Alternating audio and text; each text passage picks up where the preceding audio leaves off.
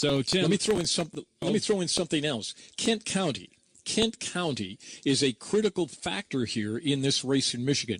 We reported earlier that Mr. Trump was underperforming in Kent County. What does that mean? It means he's winning the county, but only by 3,000 votes. He should have been much further ahead in the vote coming out of that rich county. But in recent years, it's sort of gone Democratic. Al Gore actually won Kent County. So that could be a factor in determining the winner here in Michigan that may or may not be relevant in the big picture tonight. Fascinating stuff. All right, Tim Skubik, night far from over, I guess. Yep, we'll talk to you in a little bit, buddy. WWJ News Time is 12:33. One group very happy with how things are playing out tonight, and that's Michigan Republicans. WWJ Senator McNeil has more from Waterford Township. It's been quite a party here tonight at Heroes Restaurant, exceeding, I think, a lot of expectations for sure, Ross. Now, I talked to L. Brooks Patterson. How is Donald Trump doing this? He says it's the way he campaigned. But all the textbooks that tell you about campaigning say you want to peak at the end. You want to surge at the end.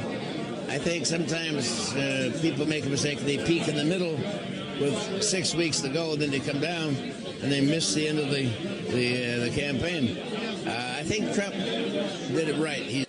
Now, Republican Party Chair Ronna Romney also said that even if Trump doesn't take Michigan, it played a role because it took her attention away from other battleground states like Florida, which Hillary Clinton lost, says GOP supporter and GM retiree Tom Burkle. Well, people want to change, and we're going to get the change. Now, whether it's going to work out, I don't know, but I think anything's better than what we've had. Reporting live, Sandra McNeil, WWJ News Radio 950. Thank you, Sandra. WWJ News Time is 12:36. We'll head back to the roads for a closure update in 3 minutes. VY. WWJ News Time is 12:38. Time for traffic and weather together on the 8s. And, Mike, how are we looking out there right now? Russ, I'm watching the AAA Jan Cam on southbound M39, the Southfield Freeway at Warren Avenue. That's where traffic has been forced off for most of the last 3 hours or so. It does appear that police have just finished up the investigation. I am seeing traffic making it through down past Warren Avenue, so they might have just reopened the Southfield Freeway. We'll await some confirmation from authorities about that here in just a short time. Aside from that, traffic accident investigation, there is some construction work on I-696 westbound from Coolidge to Greenfield. Left couple lanes are closed, scheduled to go until 5 o'clock this morning. And a road project northbound US 23 north of M14 in Ann Arbor. In the 24-hour Hines Park, Lincoln at Plymouth Traffic Center, Mike Lindeman, WWJ News Radio 950. Thank you, Mike. Now you're accurate with the forecast from meteorologist Carl Babinski. On this Wednesday morning with lots of clouds, it'll be breezy, the low 43. Breezy and cooler later today. Clouds this morning will break for some sunshine, the high 53. Clear and quite chilly tonight, the low 38. For tomorrow, it'll turn out sunny, breezy, and milder in the afternoon, the high 60. In our long-range forecast, Friday, Veterans Day, breezy and cooler with sunshine, some clouds, and a high of 51. Saturday, sunny and seasonably cool, the high 49. I'm AccuWeather meteorologist Carl Babinski on WWJ News Radio 950. Right now in the city, it's currently cloudy, 49 degrees. It's raining in Pontiac, 46 there. We check traffic and weather together every 10 minutes on the 8s. Latest in campaign 2016. We'll break it all down in 1 minute. .com. From the Big Three to the Original Six, from District Detroit to the Wayne County Jail site, the News Watch never stops. News Radio 950, WWJ. WWJ News Time is 12:41. The Electoral College as it stands right now. Donald Trump, 244. Hillary Clinton, 215. We're still awaiting some precincts here in Michigan. Our Tim Skubik says we might not know Wayne County for another couple of hours. Wisconsin, still up in the air, as is Minnesota, Maine, New Hampshire, and Pennsylvania. Arizona, up for grabs as well. These states will decide our next president. Joining us now is Oakland University political science professor Dave Dulio. Dave, run us through some scenarios tonight. Where can this end up? If we could avoid a repeat of the mess of 2000, I think all of America would be grateful, but it is a possibility that Donald Trump could win the Electoral College, but Hillary Clinton win the popular vote.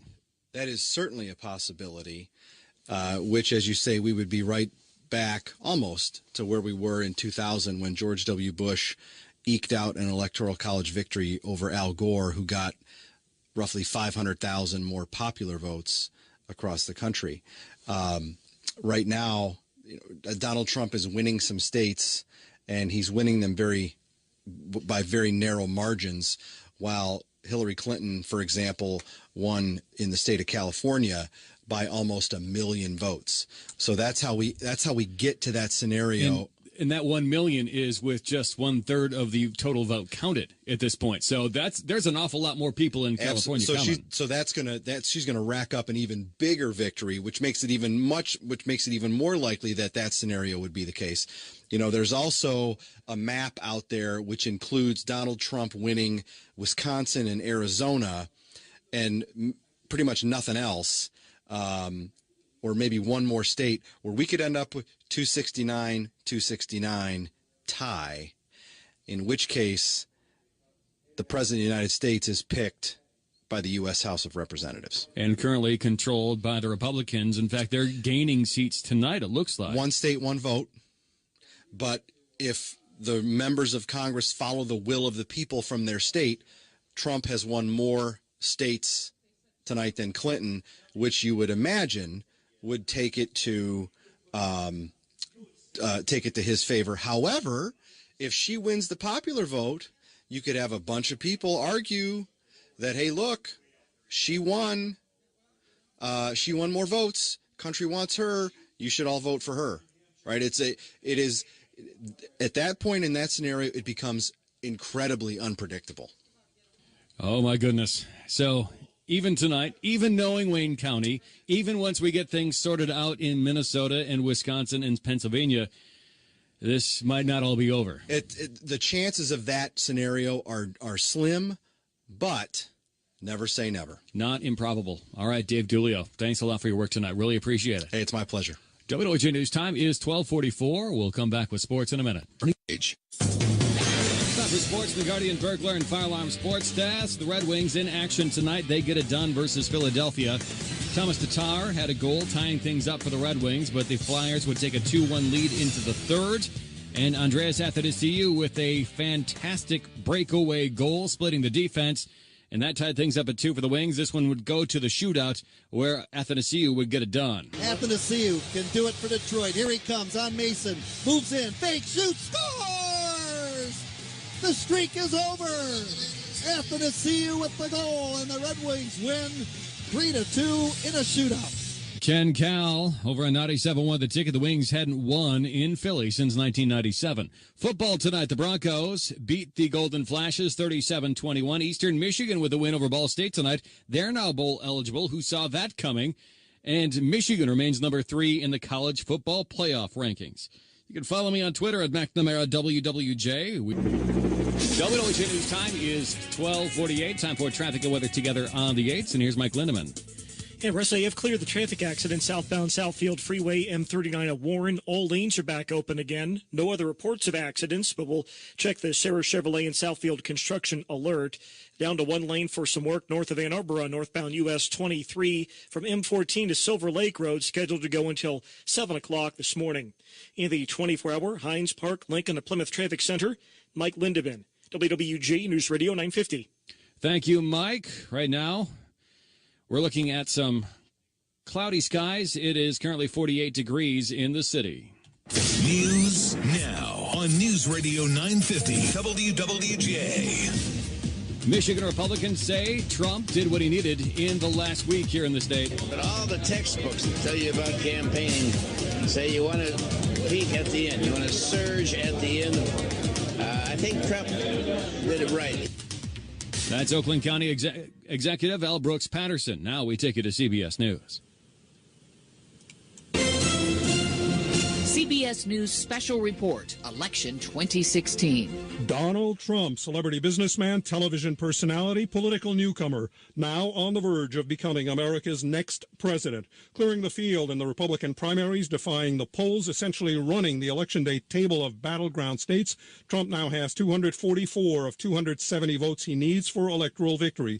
We go to his New York City headquarters, correspondent Barry Bagnato. Trump supporters here await and expect the results that will put him over the top. Exit polls reveal a number of reasons for his stunning showing. In critical Midwest states, Trump held huge advantages among voters who made up their minds in the last week, suggesting the FBI's announcement of a renewed Clinton email investigation hurt her badly. Live now to Clinton headquarters and CBS's Steve Futterman. And Barry, the party isn't officially over here, but the way Clinton supporters are acting, it might as well be. Most of the people here have left, people expressing anger, shock, frustration. We do not know if Hillary Clinton is actually preparing to deliver a concession speech, but that would seem to be a distinct possibility in the next few hours. Tom? One of the possible keys to Trump's upset success, Wisconsin, still a toss-up, but among independent voters, Barack Obama won independents by 2 points in Wisconsin 4 years ago. Donald Trump is winning them by 5 points today. And again, third-party candidates taking 10% of the vote there. CBS News correspondent Anthony Mason. CBS News Special Report. I'm Tom Foti. Republican David Trott has been reelected to a second consecutive term in a Detroit-area U.S. House seat. Trott beat Democratic surgeon Dr. Anil Kumar and independent Kerry Bentivolio for the GOP-leaning 11th District seat. The 56-year-old Trott is a real estate and foreclosure attorney from Birmingham. Also, U.S. Representative Mike Bishop has won re-election in Michigan's 8th Congressional District and is poised to serve a second two-year term in Washington, D.C. Joining us once again with our election coverage is Susie Avery. She's a former chair of the Michigan Republican Party. Susie, what a night.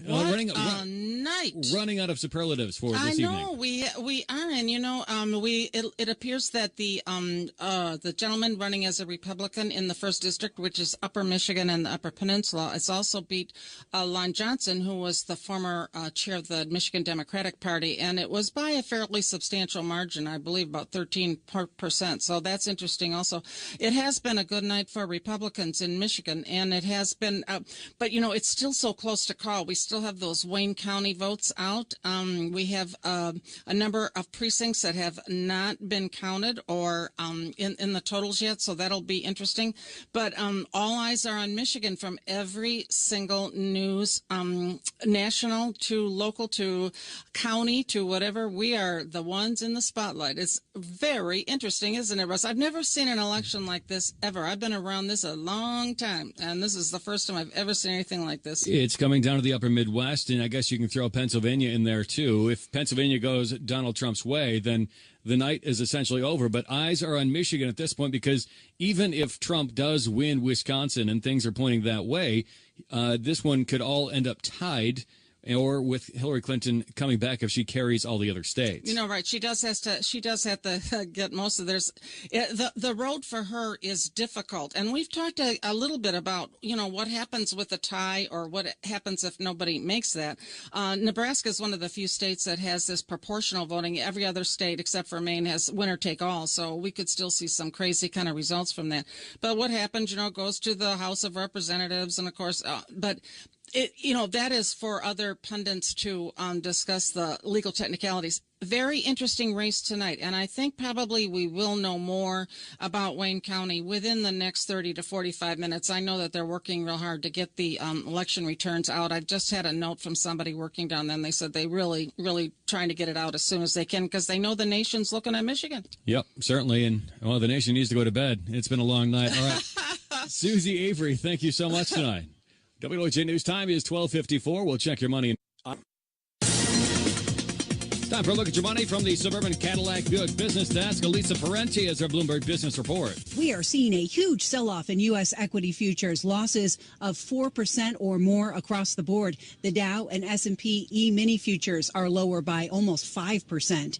Japan's Nikkei is in retreat, losing almost 6% or 1,040 points. Early election results show Donald Trump is more likely to win the presidency than Hillary Clinton. Leading up to these results, the market had priced in a Clinton victory. Investors liked her chances. She's a known quantity when it comes to policies. Donald Trump, less so. Now we see he's performing quite well in a number of battleground states. The gains in risk assets are being unwound, and in a big way. Bill Stone is with PNC Asset Management.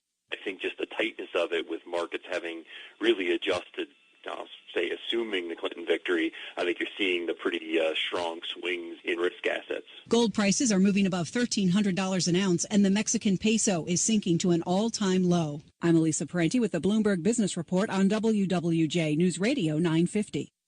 We take a look at your money at 25 and 55 past each hour. We'll head to the roads in 1 minute from now. The following update is for drivers who pay too much for car insurance due to DUIs, DWIs, or anything else. Serenity Insurance specializes in low-cost SR22 or FR44 auto insurance. We've opened a phone line for very affordable car insurance meant specifically for overpaying high-risk drivers. The quote is free, and we'll handle the filings. Call 800-986-0694, 800-986-0694, 800-986-0694. Insurance. WWJ News time is 12:58. Time for traffic and weather together on the 8s. And what is happening on the roads tonight, Mike Lindemann? Oh, there's not much activity right now, Russ. It does look okay on the Southfield Freeway, M39 southbound of Warren. All lanes are back open with a crash investigation done, and speeds are good too now.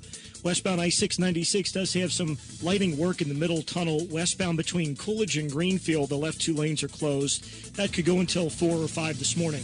In the 24-hour Hines Park, Lincoln to Plymouth Traffic Center, Mike Lindemann, WWJ News Radio 950. Thank you, Mike. Now your AccuWeather forecast. Cloudy and breezy tonight, a low of 43. Tomorrow, breezy and cooler, with clouds giving way to some sunshine, a high of 53. Thursday, sunny, breezy, and milder in the afternoon, a high of 60. Then Friday, breezy and cooler, with sun and some clouds, a high of 51. Then Saturday, sunny and seasonably cool, a high of 49 degrees. Right now in the city, it's currently breezy and 48. We check traffic and weather together every 10 minutes on the 8s. The News Watch never stops. Never stops. News Radio 950. WWJ. Good morning. I'm Russ McNamara, and these are the top stories. The finish line is in sight in the presidential campaign, or is it? Donald Trump is moving towards victory. CBS News begins their coverage coming up. The vote in Wayne County isn't completely finished yet. It may not be for a while. Our Stephanie Davis will have a live report. How are Democrats in Detroit feeling? What about Republicans in Oakland County? We have team coverage. In sports, the Red Wings do something they haven't done since Bill Clinton was president. They win in Philadelphia. 3-2 tonight in the shootout. Now, CBS News covers the world at 1 a.m. News Radio 950, WWJ, and WWJ HD Detroit. CBS News. I'm Jim Sheneby. Polls in Alaska have just closed. It's now just a matter of counting all the votes. Donald Trump showing that he has a realistic path to victory. The projected winner in 5 battleground states, North Carolina, Florida, Ohio, Georgia, and Iowa. He's leading in Wisconsin. Hillary Clinton, the projected victor in Virginia, Colorado, and Nevada. A key state that we're watching, Pennsylvania, with 20 electoral votes, and it's razor-thin close right now, 95% of the expected vote in. As far as projected electoral counts, Trump leading with 244 to Clinton's 215. Of course, 270 needed to win. Let's go live to Donald Trump's headquarters in New York City and correspondent Barry Bagnetto. While it's still mathematically possible Trump could lose, no one celebrating here at this Midtown Manhattan hotel believes he will. And no one has left as they await an appearance by him on a stage filled with world flags. That's appropriate. There's been a global reaction in financial markets to just the expectation that Trump would win. Exit polls show many voters have serious problems about his character and honesty, but that didn't stop the working class revolt that apparently will send him to the White House. CBS's Steve Futterman joins us live from Clinton headquarters. Barry, just 24 hours ago, Hillary Clinton was wrapping up her campaign with supreme confidence of election. What a difference the day makes. Now the signs point to a much different direction. People here at Clinton campaign headquarters despondent. Can they accept a Donald Trump as president? It will be 4 years that I will accept our president, but I will fight like hell to get someone in office who I believe in for the next election. This is certainly a night they didn't expect here at Clinton headquarters. Jim? Trump's strength tonight has been a surprise to many, certainly to pollsters. Let's go live to CBS News polling analyst Fred Backus. Jim, exit polls show a late shift in favor of Donald Trump in Michigan. While voters who made up their minds before a month ago favor Clinton slightly, Trump does lead among voters who made up their minds in the last week by 13 points. And a similar shift was seen both in Minnesota and Wisconsin. But just 12% of these late deciders say they favor their candidate strongly. 4 in 10 say they were casting their vote because they dislike the other candidate. If anyone is nervous about tonight's outcome, it is investors. Wall Street certainly doesn't like uncertainty. There were 9 straight down days on the markets before the FBI announced no charges against Clinton on her emails. Then the markets rallied for a better than 2% gain. Right now, all the futures are down, most of the foreign markets also. All eyes will be on Wall Street Wednesday. Democrats were hoping to take control of at least one house of Congress. That's not happening. CBS News projecting the Republicans will hold on to control of the House, and so far just one game in the Senate for Democrats. Republican Mark Kirk has lost to Democrat Tammy Duckworth in Illinois. Republicans have held on to seats in places like North Carolina, Iowa, Utah, Indiana, and Florida. Marco Rubio easily winning re-election in Florida. This is CBS News. The News Watch never stops on Detroit's #1 news station. News Radio 950 WWJ. Good morning. Thanks for joining us on this day after the election day. Wednesday, November 9th, 2016. I'm Russ McNamara for WWJ News Radio 950. Temperatures will be taking us on a bit of a roller coaster ride the next few days. While it'll be in the lower 50s later today, tomorrow milder, cooler again Friday. The complete AccuWeather forecast coming up. It's meteorologist Carl Babinski. Right now in the city, it's currently cloudy, breezy, 48 degrees. WWJ News time is 1:03. The eyes of the nation are on Michigan. With Donald Trump nearing the Electoral College votes, he needs to win the presidency. But there are still some states Hillary Clinton is hoping to win, including Michigan. WWJ's Vicki Thomas joining us live and local with the Democratic Party at the MGM Grand Casino in Detroit, which is not much like a party right now, I'm guessing, Vicki. Yeah, not at all, Russ. Pretty somber mood here, but there are folks still here. Most of them have gone, but we probably have maybe 200 or 300 people still here. Some of them are still holding out hope that Hillary Clinton will somehow pull this off. I talked to Detroiter Monica Jenkins. I'm really saddened in disbelief. I couldn't never believe it would have been this close in the race. As to give an account of what he said during his campaign, it just saddens me.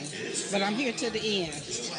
Yep, here till the end, still holding out hope that somehow that Hillary Clinton will be able to bust through that glass ceiling. Live with the Democratic camp at MGM Grand Detroit, election 2016. I'm Vicki Thomas, WWJ News Radio 950.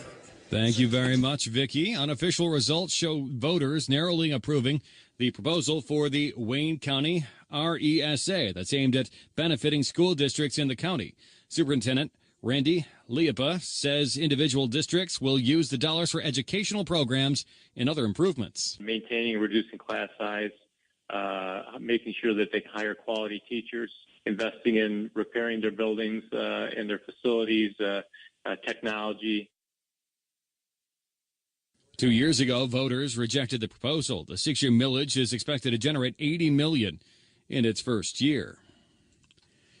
Following the local issues this election night and morning is WWJ's Jason Scott, who joins us live with the latest. Hello, Jason. It's been a long night. Oh, yes, it has, and it's becoming a long morning, Russ. Thank you. The race for Oakland County Executive currently led by the incumbent L. Brooks Patterson. He's out front by 8 points. Nearly all precincts reporting in Oakland County. Democrat Jessica Cooper has a 6-point lead in the three-way race for prosecutor. Incumbent Michael Bouchard leads the race for county sheriff. In Macomb County, where about 70% of precincts are reporting, the race for prosecutor and sheriff led by the incumbents. Each have a 22-point lead. The race for public works commissioner has challenger Candace Miller leading Anthony Morocco by 10 points. Voters in Oakland, Macomb, Wayne, Washtenaw counties casting ballots on the regional transit tax. Right now, too close to call. Reporting live, Jason Scott, WWJ News Radio 950. Joining us, as he has all evening long, Dave Dulio, political science professor at Oakland University. And Dave, Michigan hasn't been a red state since 1988. A lot of people came into tonight not thinking that it was going to change this night, and it very well might. But Michigan as a whole might not matter in the end with the way things are moving nationally. You are spot on once again, Russ. Michigan, we've got, according to the site that I'm looking at right now, has got about 84% of the vote reporting, and Trump with about a 70,000 vote lead. Of course, as we've been talking about, there's still a lot of votes to come in from Wayne County, a lot of votes to come in from Washtenaw County. It could still turn Clinton, but we've got other states like Wisconsin, Trump up significantly with 94% of the precincts reporting. And in Pennsylvania, Trump up about 50,000 votes with 98% of the precincts reporting.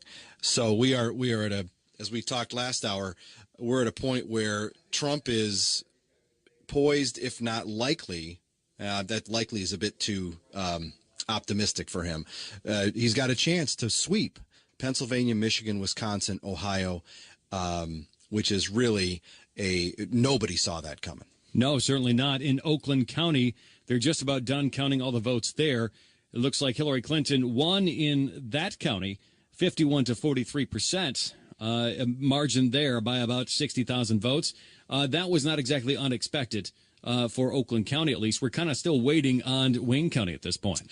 Right, and what Hillary Clinton needed to do to make sure that she won in Michigan is win the counties that she was going to win, but by big margins, and bigger margins than she currently is, and hold off Trump in places that were going to be his strong suit, places like Macomb, where almost all the precincts are in there, and Donald Trump's win in Macomb County 54 to 42, when 4 years ago Barack Obama won that county outright.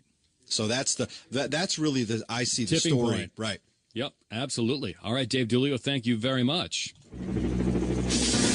WWJ News Time is 1:08. Time for traffic and weather together on the 8th. So let's get the latest on the roads from Mike Lindemann. It's still pretty good on the roads right now, Russ. I don't see any new problems with traffic accidents. Construction projects do take 2 lanes away on westbound I-696 between Coolidge and Greenfield this morning. Left 2 lanes are blocked. And 1 lane away on northbound US 23, north of Ann Arbor, just north of M14. That project goes until 7 this morning, but around the area, no delays on the highways for now.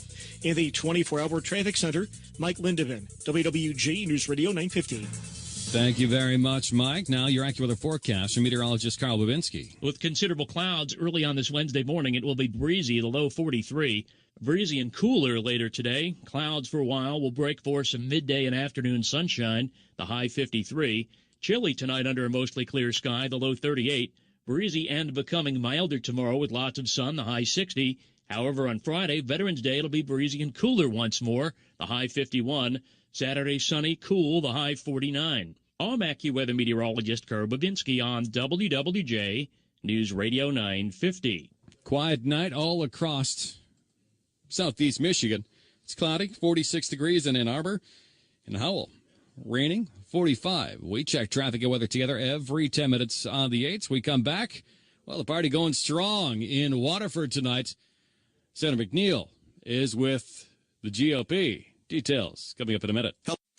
You're listening to the News Watch. Always on for you. News Radio 950 WWJ. WWJ News Time is 1:11. Senator McNeil enjoying the party up in Oakland County tonight. She's with the GOP. How are things going there, Sandra? Well, the party seems to be picking back up again, Russ. It seems like a lot of people left now. A lot of people are gathered around the bar. They are closely watching the TVs for the results here. A lot of cheers went up as Trump took state after state tonight, And while analysts were surprised, the people here, some of them said they weren't. And in fact, I talked to Jeff Decker of Clarkston. He was a GOP delegate. He's also a realtor. He says a lot of people might have been embarrassed to say they supported Trump. But once the curtain was closed and they saw the name Clinton, he says they just couldn't do it. And they went for Trump because they wanted to change. Now, he says he's never recovered from the 08 recession back to where he was, and he wants something different. And I quote, he says, if you don't bring back the auto jobs, you ain't nothing. Reporting live from from Waterford, I should say, Sandra McNeil, WWJ News Radio 950.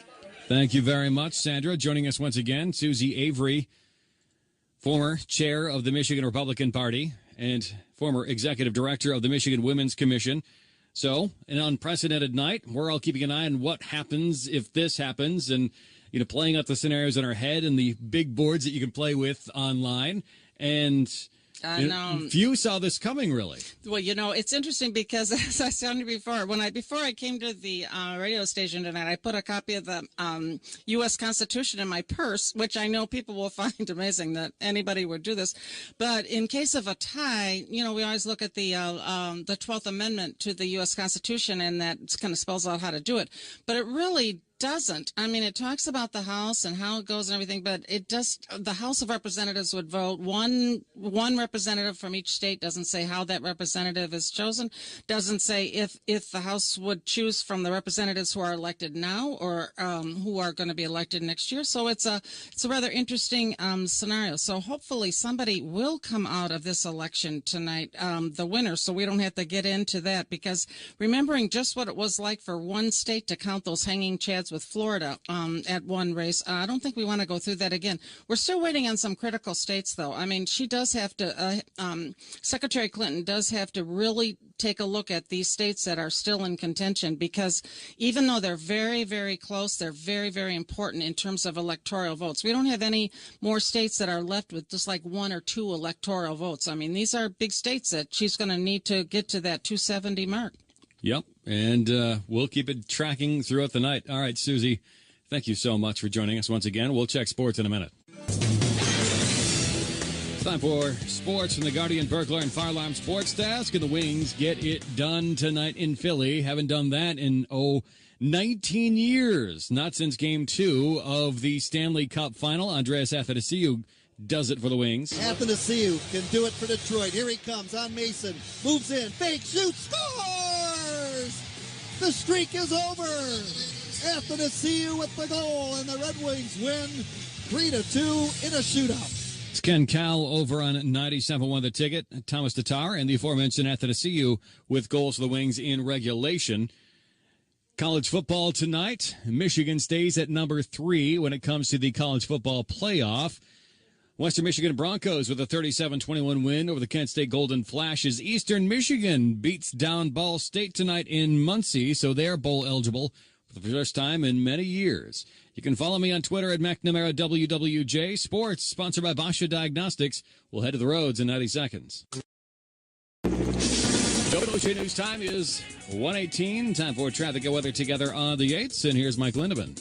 Well, it still looks good, Russ, on the Detroit area interstate system. I don't see any problems with crashes right now, and the speeds appear to be fine, too, watching the AAA jam cams. You do have to watch out for some construction, however. Westbound I-696, just past Coolidge in the middle tunnel, the left 2 lanes are closed for some lighting work. And there's also a moving work crew blocking part of the left lane on westbound I-94, heading towards I-696 over the next hour or so. In the 24-hour Hines Park Lincoln to Plymouth Traffic Center, Mike Lindemann, WWJ News Radio 950. Thanks, Mike. Now your AccuWeather forecast from meteorologist Carl Babinski. He's in the Family Heating, Cooling, and Electrical Weather Center. Early on this Wednesday morning with plenty of clouds, it'll be breezy, the low 43. Later today, breezy and cooler as clouds break for some sunshine, the high 53. Clear and chilly tonight, the low 38. For tomorrow, it'll become sunny, breezy, and milder in the afternoon, the high 60.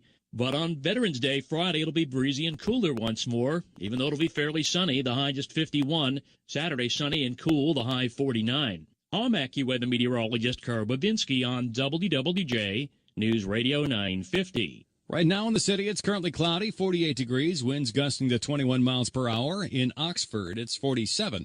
Garden City, 48. West Bloomfield, 49. We check traffic and weather together every 10 minutes on the 8s.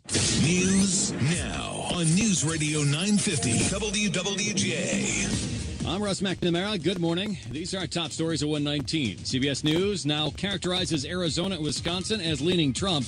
He's been nearly sweeping the battleground states over Hillary Clinton. CBS News with a special report in seconds. Michigan has yet to be called. They're still counting votes in parts of Wayne County. Stay with WWJ for the latest. Now we take you that CBS News special report.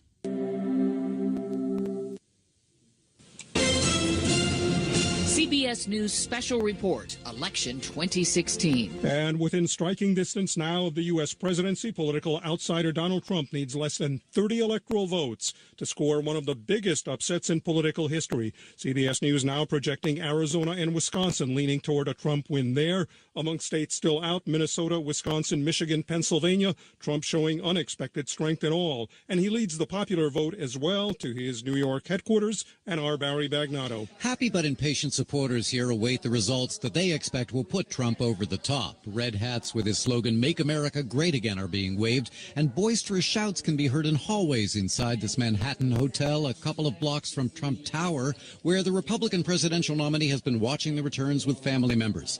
Much quieter at Clinton headquarters. Here's CBS's Steve Futterman. Barry, Hillary Clinton supporters came here a few hours ago with such fervent hope that she would be elected and there would be a giant boisterous celebration. So it's understandable when you see their reaction now. Anger, sadness, and even some tears. A few still hold out hope for a miracle, but most believe this race is over. Tom? Third-party voting also apparently a factor in Florida and North Carolina. And with a late result in Pennsylvania, where Republican Pat Toomey has just won re-election to the Senate, the Republicans also hold on to their control there, along with their hold on the House. CBS News special report. I'm Tom Foti. I'm Dan Raviv with continuing coverage from CBS News of election night. Depending where you are in the country, it might already be the next day. Here in the Eastern time zone, it's 1:22 in the morning, but we do not have a clear and final result in the presidential election. No candidate has reached 270 electoral votes. Donald Trump is close, 244. It's 26 electoral votes short. Hillary Clinton, 215. It could end up a tie. It could sort of add up as states this way or the other.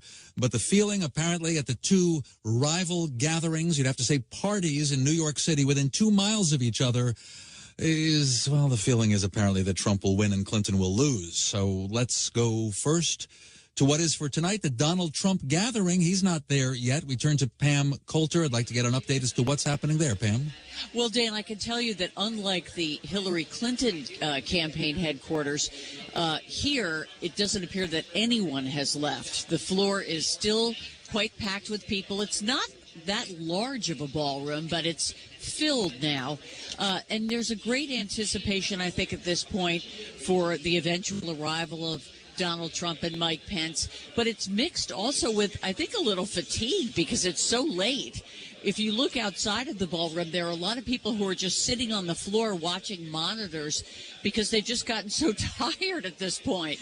But still very excited, very hopeful, feeling like they're poised on the precipice of a very big victory here tonight, Dan. You know, when the candidate, if and when the candidate comes, Donald Trump, he'll probably come with his family. One always expects that. With his running mate, Indiana Governor Mike Pence, who's also in town in New York and was in Trump Tower watching the results with the Trump family. Somebody in that group tweeted out a photo of them all watching the results. And apparently they also have some of their closest friends and supporters who are at Trump Tower. It's sort of more of an insider party, and they'll come over to yours. That might be hard to imagine. I assume it's pretty crowded where you are. You've been listening to CBS News coverage of Election Night 2016. The markets are in flux. We'll get an update from Bloomberg in a minute. To Charity Motors. WWJ News time is 1:25. Time for a look at your money from the Suburban Cadillac Buick Business Desk. It's going to be a wild ride with the markets tomorrow. Here's Elisa Peretti. We are seeing a huge sell-off in U.S. equity futures, losses of 4% or more across the board. The Dow and S&P E-mini futures are lower by almost 5%. Japan's Nikkei is in retreat, losing almost 6% or 1,040 points. Early election results show Donald Trump is more likely to win the presidency than Hillary Clinton. Leading up to these results, the market had priced in a Clinton victory. Investors liked her chances. She's a known quantity when it comes to policies. Donald Trump, less so. Now we see he's performing quite well in a number of battleground states. The gains in risk assets are being unwound, and in a big way. Bill Stone is with PNC Asset Management. I think just the tightness of it with markets having really adjusted, say, assuming the Clinton victory, I think you're seeing the pretty strong swings in risk assets. Gold prices are moving above $1,300 an ounce, and the Mexican peso is sinking to an all-time low. I'm Elisa Parenti with the Bloomberg Business Report on WWJ News Radio 950. We'll get an update on the roads coming up in 2 minutes. WWJ News time is 1:26. Right now at Kohl's, it's time for holiday entertaining. So roast the turkey with a Food Network roaster for $39.99. Make the cookies in a KitchenAid artisan stand mixer, $349.99, plus get a $50 mail-in rebate. And set the table with Fiestaware. A 5-piece place setting is just $29.99. At Kohl's, you'll save a little more with an extra 15% off. And earn a little more with Kohl's Cash. So you can give a little more this holiday. Kohl's. Offer valid 11/9 through 11/17. Some exclusions apply. See store or kohls.com for details. Jimmy John's, America's #1 sandwich delivery. Fast Ed speaking. I'm on my way. I'm in the backyard here, Ed. Wow, you are fast. Yes, sir. Freaky fast and freaky good. But I gotta say, I've never delivered to a dude in a doghouse. Well, I'm definitely in the doghouse. I thought in the doghouse was just an expression, a figure of speech. Well, the doghouse is a very real place. How long are you condemned to your canine quarters? Too soon to tell, but on the bright side. The doghouse has a bright side? Yeah, the wife can't throw a lamp this far. I guess she's been working out. Order Jimmy John's sandwich delivery today. Jimmy John's. Freaky fast. Freaky fresh. WWJ News time is 1:28. Time for traffic and weather together on the 8s. And what have you got for us, Mike Lindemann? Yeah, wide open roadways right now, Russ. It looks good on the AAA jam cams. No reports of traffic accidents at this stage of the game. It looks like road construction does continue on I-696 westbound. Lighting work in the middle tunnel just past Coolidge Highway as the left 2 lanes closed, but no delays getting by them. In the 24-hour Hines Park, Lincoln, Plymouth Traffic Center, Mike Lindemann, WWJ News Radio 950. Thank you, Mike. Now you're accurate with the forecast. Today, breezy and cooler with clouds giving way to sunshine. A high of 53. Thursday, sunny, breezy, and milder in the afternoon. A high of 60. Friday, breezy and cooler with sun and clouds. A high of 51. Then Saturday, sunny and seasonably cool. A high of 49.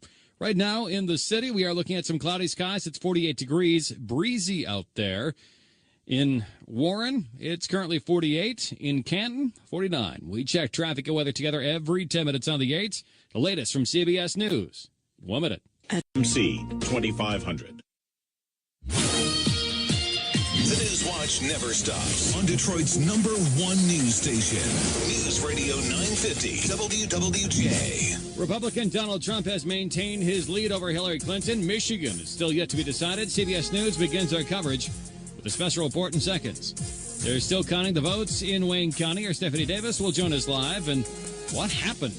Our Tim Skubik joins us live with some insight. Good evening. I'm Russ McNamara for WWJ News Radio 950.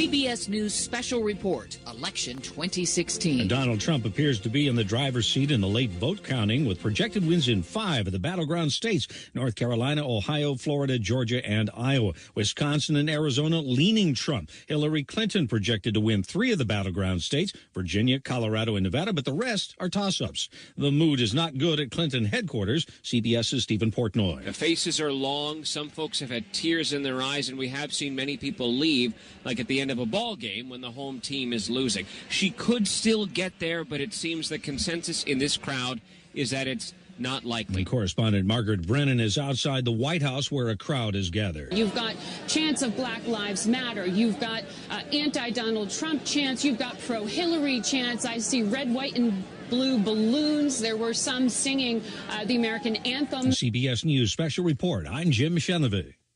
WWJ News time is 1:32, picking up where CBS News just left off. They're busy counting up the votes in Wayne County still this morning. WWJ Stephanie Davis is there and joins us live and local with an update. Steph.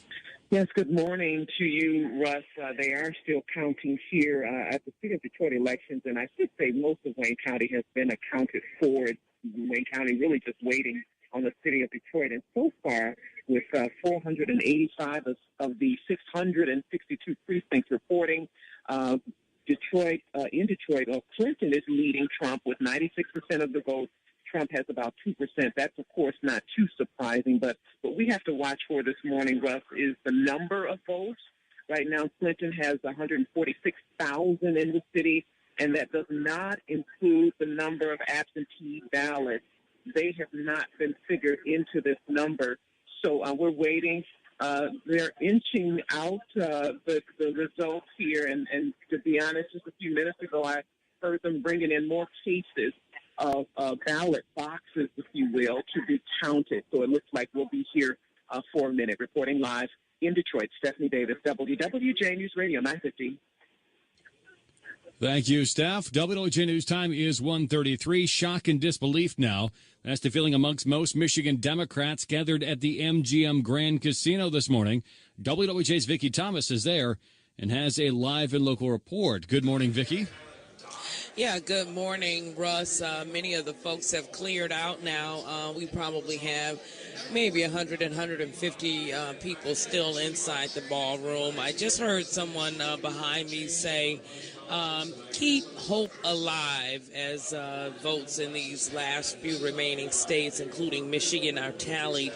Kim Harris of West Bloomfield says she's shocked and saddened. You know, I just think there's a lot of hatred in the country, and those people actually galvanized and they came out and voted. The people that feel so strongly about race and about a woman being in office and about the unity that Clinton was trying to bring about, they just didn't want it. But they actually came out and voted. Does she hold out hope still?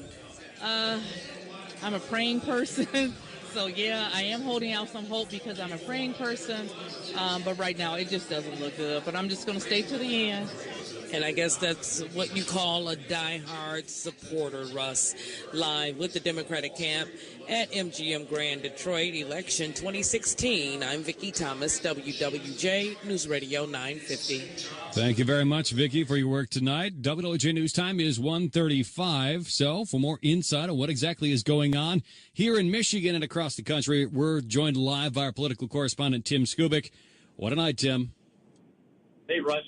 History in the making. It really comes down now, if you're assuming that Donald Trump is going to win, it's coming down to which state is going to put him over the top. Looks like Michigan will not, with that count going on, waiting for the Detroit vote. Pennsylvania, other states may be involved. But what a historic night in that Mr. Trump was right. He said he would win. He believed he would win. There are not many other people who believed he would, including a heck of a lot of people in that Clinton camp tonight who are figuring out what went wrong. Did she have a shot at this thing? Of course she did. But remember, these were two unpopular candidates. But it was his messaging. This was not a campaign about issues. The people that voted for Donald Trump are not voting for his tax issues or maybe his trade issues, but basically this is about Donald Trump sending a message to Washington, and the message was, drain the swamp. Now we'll see if he can drain it if he wins this thing tonight, or rather this morning. Russ? Yeah, Tim, do you think that he's going to be welcomed with open arms in D.C.? Well, in a word, probably not. But what's going to be interesting and what we're going to be listening for this morning is the tone and the texture of speech, not only to his supporters, but more importantly to a deeply divided and passionate nation, half of whom simply don't like this guy. Does he begin to do that pivot that we thought he might do in the campaign to bring more people under the tent? He never did it. He knew he could win with the base that he had, and he apparently will. Now, however, to govern, he can't act the same way. At least that's the popular wisdom. He says it's the art of the deal. Let's see if he can prove it if he becomes president. All right. Our political correspondent tonight, Tim Skubic, thanks a lot. So much for your work tonight. Thanks, Russ. Okay. WWJ News time is 1:37. We'll check out the roads in a minute. WWJ News time is 1:38. Time for traffic and weather together on the 8th. So what's going on out there, Mike Lindemann? Well, it's still very quiet on the Detroit area roads. I don't see any problems with delays right now, although it looks on the AAA jam cams like there might be a little bit of light rain. They're just scattered around town. It's nothing to be too concerned about. Aside from that, construction, they're working on westbound I-696 between Coolidge and Greenfield in the middle tunnel. The left two lanes are closed, but that leaves the right lanes open to get by with no delays for now. Construction northbound US 23 north of Ann Arbor has one lane closed. In the 24-hour Hines Park, Lincoln, and Plymouth Traffic Center, Mike Lindemann, WWJ News Radio 950. Thank you very much, Mike. Now your AccuWeather forecast from meteorologist Carl Lubinski. On this Wednesday morning with lots of clouds, it'll be breezy, the low 43. Breezy and cooler later today.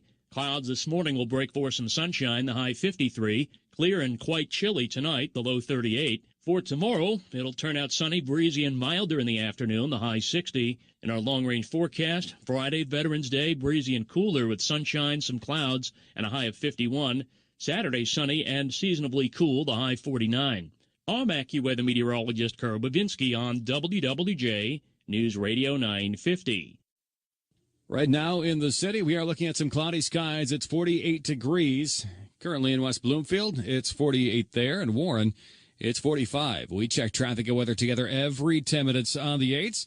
We will break down this historic election in 1 minute. Breaking news now on WWJ.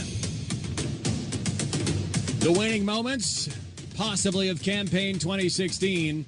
This election night, the Associated Press has called Pennsylvania in favor of Donald Trump.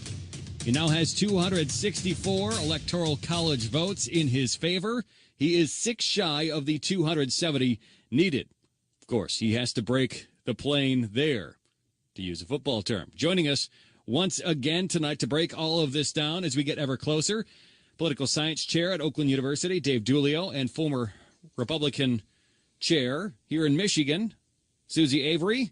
You two, it's been a long and winding campaign. Dave, we'll start with you. Your takeaway from tonight, what's the mindset of the electorate now in the United States? They got what they wanted.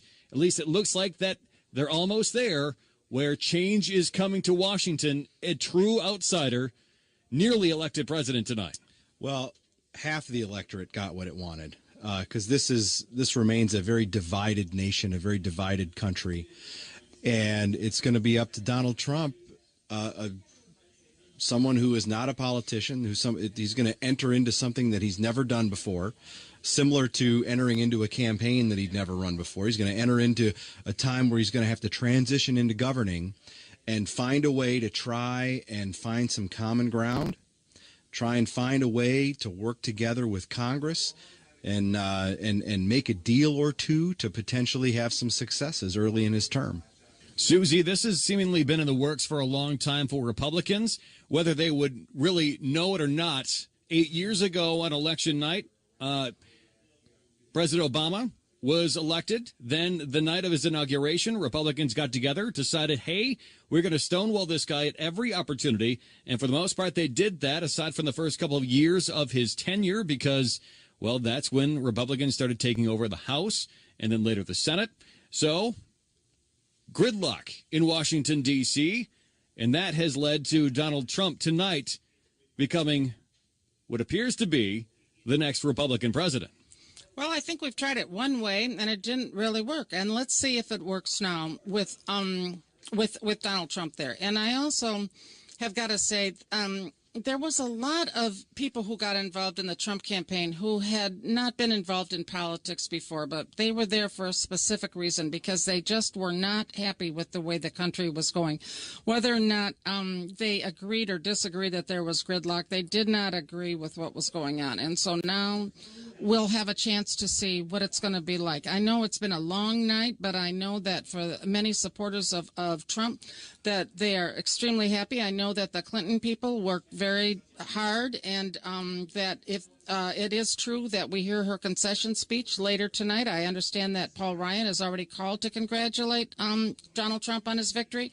So we'll see how that goes. But if my associate here is correct that Alaska will probably go for Trump, and then he'll only need 2 more electoral votes, and it looks pretty good that at least one of the 3 states that are left after that will probably go Trump's way. Dave, so Paul Ryan calling to congratulate Donald Trump tonight. Those two are going to have to work together should Trump indeed move on to the presidency the way it's looking tonight. These guys really don't like each other that much. It was pretty obvious. In fact, Donald Trump doesn't really have an awful lot of supporters when it comes to Republicans. He's not going to get any love from the left in D.C. after this. But the right, he's made a lot of enemies. Ted Cruz had his wife insulted by Trump multiple times. He came around to the end. Was that a long-term ploy for him even?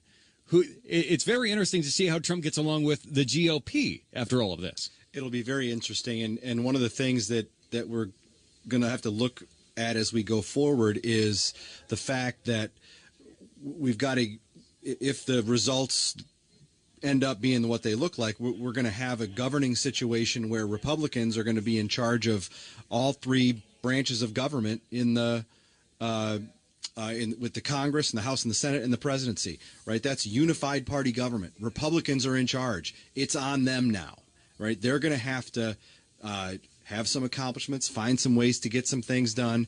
And as you note, Trump and the establishment Republicans have butted heads almost throughout this entire campaign, and that's not an easy task to get over that or to sort out those differences.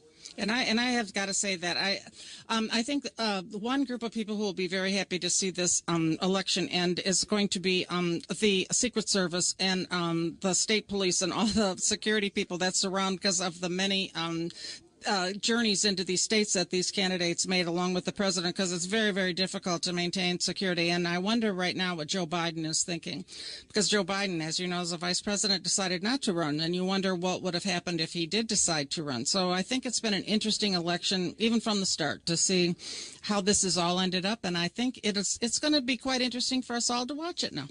Certainly will. Dave, your final thoughts?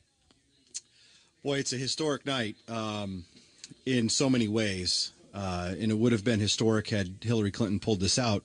And again, listen, where all the votes aren't counted, all the states aren't in, let's not get too far ahead of ourselves. But Donald Trump wins in some states that Republicans haven't won in a long, long time. And he does it with a message of populism. And he goes out and he gets working class Americans to vote for a Republican in numbers that they haven't done in decades. Susie? I agree, and I think it's just going to be it's going to be great from now until certification. We know we still have Board of Canvassers to meet, not only Board of Canvassers for every single county in Michigan, but we have Board of Canvassers in terms of the state of Michigan.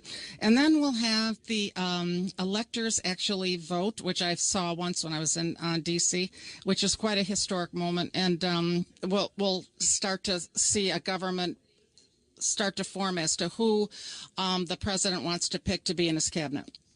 All right. Well, you both have been fantastic tonight. Dave Dulio, Susie Avery, thanks a lot for hanging out with us for, well, a good 7 hours tonight. You've been great, Russ. Really, you have. You've been terrific, too. This has not been easy. It's like multitasking, trying to keep track of all these different things, and you've done a really good job of doing it. Ditto. It's been an awful lot of fun. All right, you two, thank you very much. WWJ News Time is 1:48. Now we got to pay the bills for this. Time for traffic and weather together on the 8th. And here's Mike Lindemann. Yeah, Russ, the roads continue to look okay, although there are some isolated light to showers around town. It's not causing any delays or traffic accidents right now. Speeds appear to be okay on the freeways around Detroit. Watch out for some construction on I-696 westbound. They're doing some lighting work between Coolidge and Greenfield, with the left 2 lanes closed until 5 this morning. And a moving work crew has part of the left lane affected on westbound I-94 in Macomb County. Approaching I-696, they should be clear in the next hour or so. In the 24-hour Hines Park, Lincoln, Plymouth Traffic Center, Mike Lindemann, WWJ News Radio 950. Thank you, Mike. Now your AccuWeather forecast from the Family Heating, Cooling, and Electrical Weather Center. Today, breezy and cooler with clouds giving way to some sunshine, a high of 53. Thursday, sunny, breezy, and milder in the afternoon, a high of 60 degrees. It's currently 48 in the city. News now on News Radio 950 WWJ. I'm Russ McNamara. Good morning. These are our top stories at 1:49. Donald Trump enjoys a strong lead in the Electoral College count over Hillary Clinton. Now demonstrators on both sides gather outside the White House. CBS News with a special report coming up. And the counting continues in Wayne County. They're tabulating the votes in the city of Detroit. Our Stephanie Davis will have a live report. We now take you to CBS News. CBS News special report, Election 2016. I'm absolutely excited for a Trump presidency, and I'm encouraged by the victories in the states that we've seen so far. And supporters of Donald Trump have much reason to feel that way at this hour at his New York headquarters. 244 of them, to be exact. Our latest CBS News count of electoral votes, which now has Trump needing just a couple of the outstanding battleground states to claim victory. A very different tone at Hillary Clinton headquarters a couple of miles away. Correspondent Nancy Cordes is there. It's like all the air has been sucked out of the room and everyone is holding their breath. It's almost entirely silent here. No one thought that this race would be coming down to a state like Wisconsin. And here's why. Back in 2012, President Obama won that state by 7 points. In 2008, he won it by 14 points. And with a closer look at just what has been happening in those so-called battleground states, joining us live from one of them, Florida, correspondent Peter King. Well, Tom, there are 5 battlegrounds left, and Trump is leading in 4 of them. Wisconsin and Arizona are leaning Trump. Pennsylvania, Michigan, New Hampshire are still toss-ups. That's a total of 61 electoral votes there. Also to be determined, Minnesota, a toss-up with 10 votes, and Alaska edges to Trump with 3. Tom? All of this going just about against every poll before the election. Republicans also appearing to keep control of both houses of Congress. CBS News Special Report, I'm Tom Foti. I'm Dan Raviv with continuing coverage of Election Night 2016 from CBS News. So, the center of all this is New York. Both major party candidates for president are New Yorkers.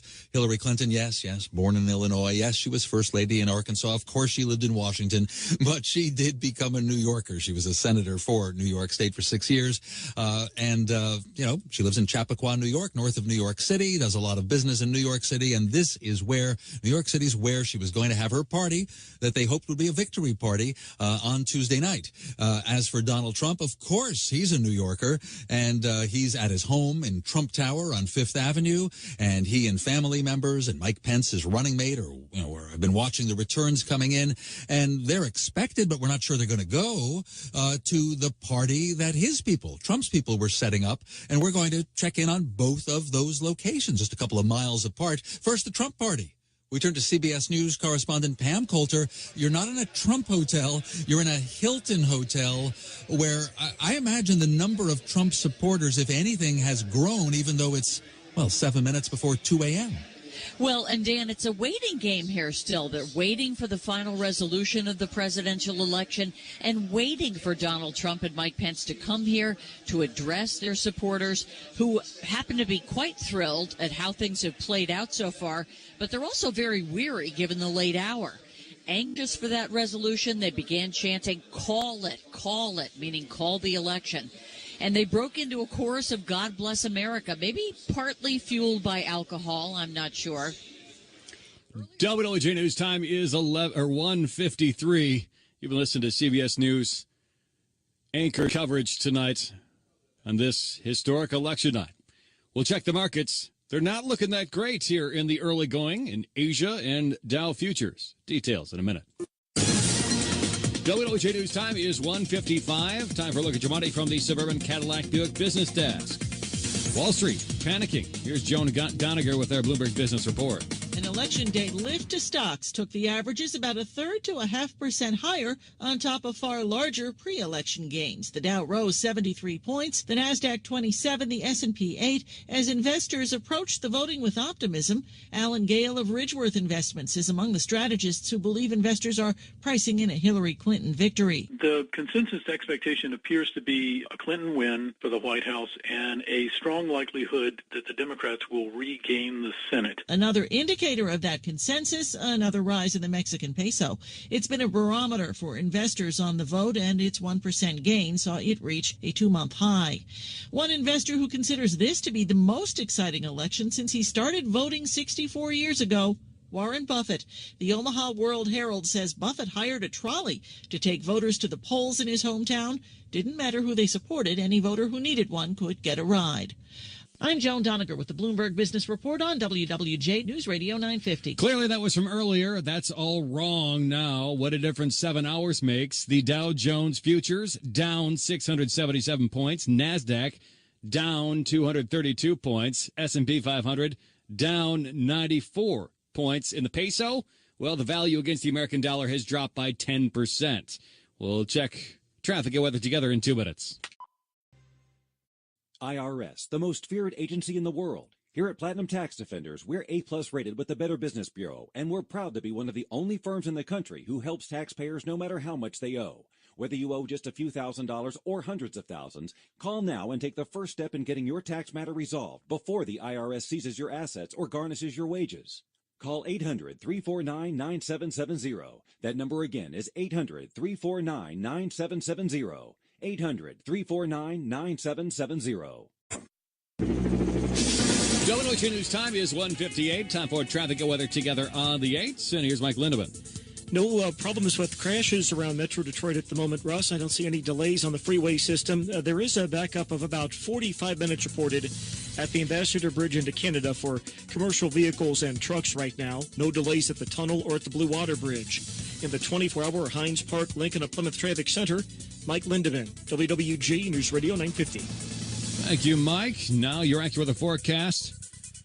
Today, breezy and cooler. Clouds giving way to some sunshine late, a high of 53. Thursday, sunny, breezy, milder in the afternoon, a high of 60. Friday, breezy and cooler with sun and clouds, a high of 51 degrees. Saturday, sunny and seasonably cool, a high of 49. Right now in Lansing, it's cloudy and 46. In Pontiac, raining and 45. We check traffic and weather together every 10 minutes on the 8s. The News Watch never stops. Never stops. News Radio 950. WWJ. Good morning. I'm Russ McNamara, and these are the top stories. Donald Trump is expected to speak soon in New York, with him holding an electoral college lead over Hillary Clinton. CBS News begins our coverage next. They're counting up the votes in Wayne County. We'll take it there live with Stephanie Davis and Democrats. Feeling defeated, our Vicki Thomas will be live and local. It's been a busy election night. A lot of people put this together. Those reporters, along with Jason Scott, Brian Larson, Bob Mundy, Rob Davidek, Robbie Archer, Amy Powers. Jim Matthews is up next. And I'll leave you with this. Abraham Lincoln said elections belong to the people. It's their decision. If they decide to turn their back on the fire and burn their behinds, well, they'll just have to sit on their blisters. Good night, Detroit. News Radio 950, WWJ, and WWJ HD Detroit. CBS News. I'm Jim Sheneby. Too close to call. The presidential election appears to be hinging on 5 battleground states where the votes remain close. Let's go live to CBS News correspondent Peter King. Jim, Donald Trump leads in 4 of those 5 states, and time and math are both running out for Hillary Clinton fast. Wisconsin and Arizona are leaning Trump. Pennsylvania and Michigan are toss-ups, as is New Hampshire. That's where Clinton leads. Those add up to 61 electoral votes. Also still to be determined, Minnesota, a toss-up with 10 votes, and Trump has the edge for Alaska's 3 votes. Jim? CBS News now projects Trump is within striking distance of the 270 electoral votes needed to win the election. Let's go live to Trump headquarters in New York City and correspondent Barry Bagnato. The hotel ballroom here is just as packed as it was when these invited Trump supporters first arrived well before the first polls closed. They are waiting to celebrate history. Trump's campaign manager, Kellyanne Conway, tweeted reasons for the Republicans' stunning success, including expanding the electoral map to reach deeply into blue areas, focusing on large rallies, and what she called the undercover Trump vote, people who apparently didn't trust pollsters and hid their preferences but revealed themselves when it counted. Let's go live to Clinton headquarters and CBS's Steve Futterman.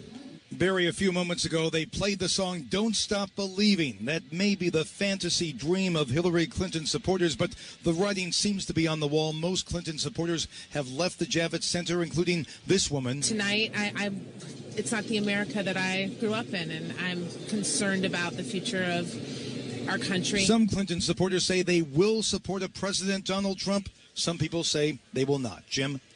And Hillary Clinton now the projected winner in Maine. The potential outcome of the election has thrown a scare into the financial markets. The futures are all down. Some are down big.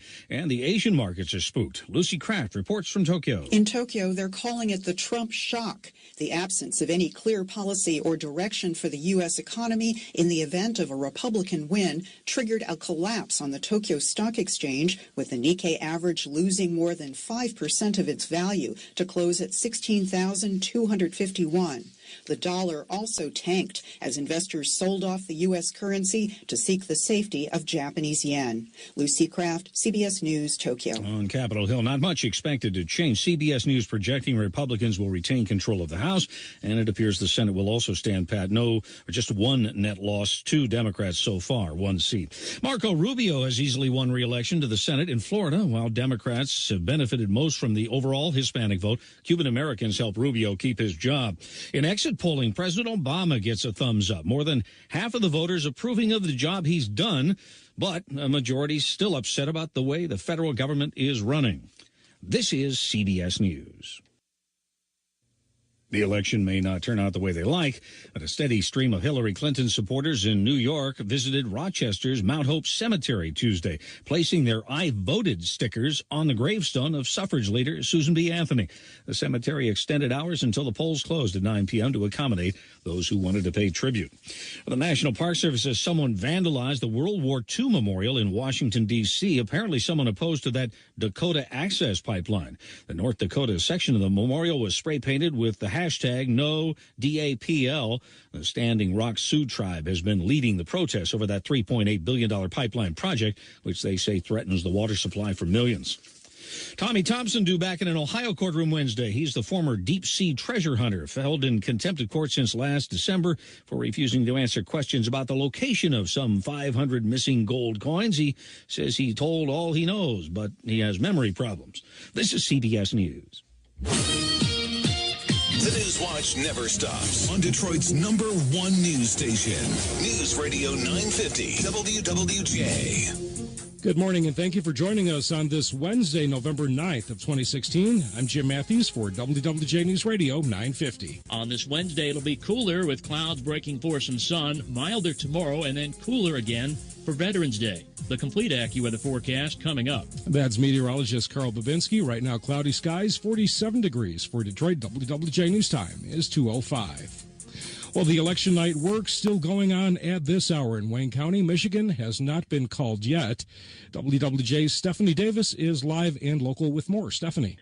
And good morning to you, Jim. We have 619 of the 662 precincts reporting at this hour. This number is now including the absentee ballots. Clinton is leading with over 224,000 votes, and Donald Trump with about 7,000 votes from the city. That's roughly about 95% of the vote for Clinton. Not sure how this will figure into her winning the state, but she has that many more votes to add. Reporting live in Detroit, Stephanie Davis, WWJ News Radio 950. All righty, thank you, Stephanie. And moving on now to shock and disbelief.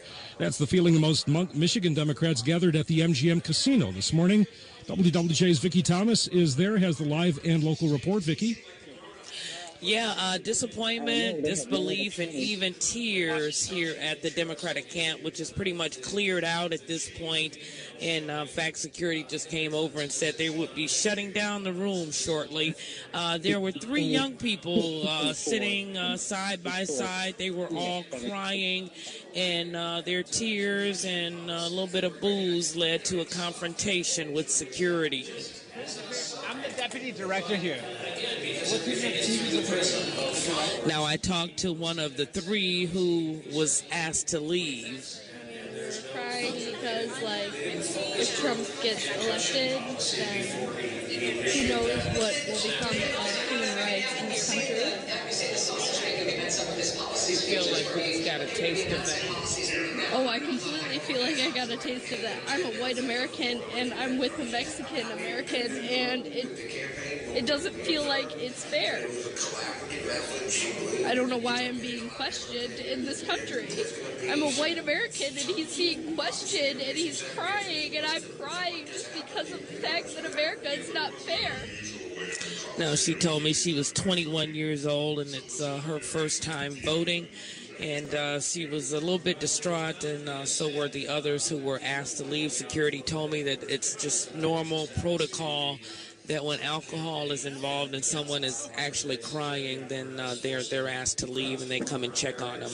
Live with the Democratic camp at MGM Grand Detroit, election 2016. I'm Vicki Thomas, WWJ News Radio 950. All righty, thank you, Vicki. And tabulating the numbers in the local races, News Radio 950's Jason Scott joins us live and local with the latest. Jason. Thank you, Jim. With 98% of precincts reporting now, we start in Macomb County, the race for prosecutor, where incumbent Eric Smith topped his challenger, Michael Rathel, by 100,000 votes, or 54%. Sheriff Anthony Wickersham retaining his position, also winning by 54%. That race for Public Works Commissioner has challenger Candace Miller with a 10-point lead over incumbent Anthony Morocco. In Oakland County, L. Brooks Patterson holds an 8-point lead over challenger Vicki Barnett in the race for county executive. It's a 6-point lead for Jessica Cooper, who is out front of a 3-way race for prosecutor, and Michael Bouchard leads Craig Covey in the race for county sheriff. That's a healthy 18-point lead. Reporting live, Jason Scott, WWJ News Radio 950. WWJ News Time, 2:08. Time for traffic and weather together. Every 10 minutes on the 8s, we'll check on the drive with Mike Lindeman. Hey there, Jim. Good morning to you. It does look okay on the area interstates around Detroit and southeast Michigan. Seeing some light rain showers out there, but it doesn't appear to be slowing the drive at all, and it appears to be somewhat isolated, too. So no reported crashes. There is construction on westbound I-696 between Coolidge and Greenfield. The left 2 lanes are closed. And work is planned north of Ann Arbor to go until 7 this morning on northbound US 23 from M14 to Silver Lake Road, leaving 1 lane open. If you spot any road hazards, the tip line numbers 248-423-6 WWJ. And the 24-hour traffic center, Mike Lindeman, WWJ News Radio 950. Thank you, Mike. And now we'll take a look at the AccuWeather forecast. Cloudy and breezy for us early this morning. Overnight low, 43 degrees. Right now, Detroit Metro, it's cloudy and 47, and cloudy skies, 47 degrees for Detroit. We now go live to CBS News for a special election update. From CBS News of Election Night 2016, Donald Trump on the edge of victory, so it seems. You need 270 electoral votes to be confirmed as the winner of the presidency. He has 244. That's 26 shy of 270. There are some states that he could win, some of them leaning toward him, and he could get to 270, or Hillary Clinton would win most of those states. He has 244. She has 215. And her campaign chairman, John Podesta, just minutes ago in New York, told the pro-Clinton crowd that had gathered for what they hoped would be a big victory celebration, there will be no speeches tonight, as he put it. It's now 2:11 in the morning in New York. No speeches tonight. We'll have something to say later Wednesday. We don't know when. Will it be a concession speech? Let's get all the votes counted and bring it home, is what John Podesta, the chairman of the Clinton campaign, said. Let's go for some foreign reaction to a country not far away, and that's Mexico. CBS's Adrienne Bard, you cover Mexico City. You know, no country is a monolith. I'm sure not everyone in Mexico agrees, but I certainly have the impression from the Mexican media and now from the financial markets that Mexico did not want Donald Trump to win. Adrienne? Well, Dan, all of the people that I spoke to tonight were stunned and generally worried about the future of U.S. and Mexican relations and also the immediate effect on their economy. As you said, we haven't seen any protests here, but there has been a March fly on the peso. It hit a record low tonight of about 20.68 per dollar, and it will probably go lower. We are expecting to hear from the finance minister early in the morning. What's a more normal number, about 19 pesos to the U.S. dollar? No, earlier today it was before the election started, it was at 18.30. So and now we could get 20.7 pesos. So that's a fall of more than 10% in the value of the peso. How does that make sense? Is it reasonable to think the Mexican economy, including its exports, the willing things using U.S. raw materials that can cross the border duty-free thanks to NAFTA, is there really a widespread expectation that Mexican business and industry would go down? I think most of the people that I've talked to, the experts and people who are ordinary business people, simply find it hard to believe that there will be a cancellation of NAFTA. I think a lot of that remains to be seen.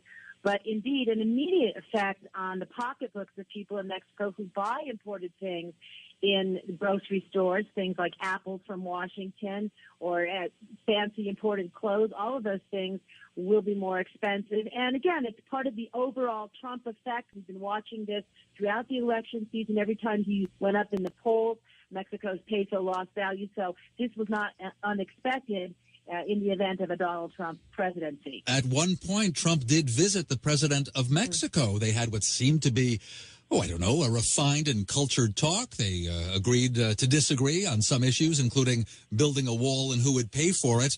What was that seen as now? I mean, from the Mexican point of view, a stunt by Mexico's president?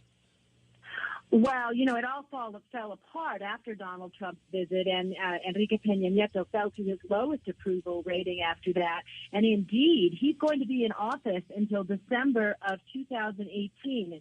And so he's going to have to patch things up with Donald Trump if Donald Trump becomes the next president. And once more, if it's not clear to people in the United States, Mexico's president and other people in the government have said repeatedly Mexico is not going to pay for any wall.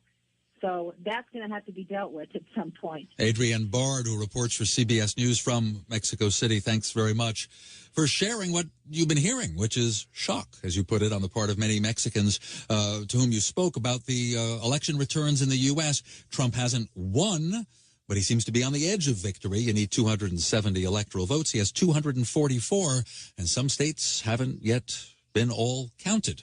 Hillary Clinton has 215 electoral votes. Steve Dorsey, take us away from the presidential contest for a second. CBS News correspondent in Washington. You're thinking about the congressional races. The Democrats would have needed to gain 5 seats in the Senate to get control of the Senate, 30 seats in the House to get control of the House. Is it clear that they failed on both? It's clear that that doesn't appear to be happening in either chamber of Congress. Just a few seconds ago, CBS News projected that Roy Blunt will hang on in the Missouri Senate race, beating Democrat Jason Kander. That's the latest nail in the coffin for the Democrats, hoping to regain control of the Senate. So far, they've only picked up 1 seat, and that was Congresswoman Tammy Duckworth in Illinois. They've managed to hold on to 2 other seats, but so far their hopes of regaining control of the Senate or the House seem to be dashed. A gain of 1 in the U.S. Senate. Is that final, or are some races outstanding?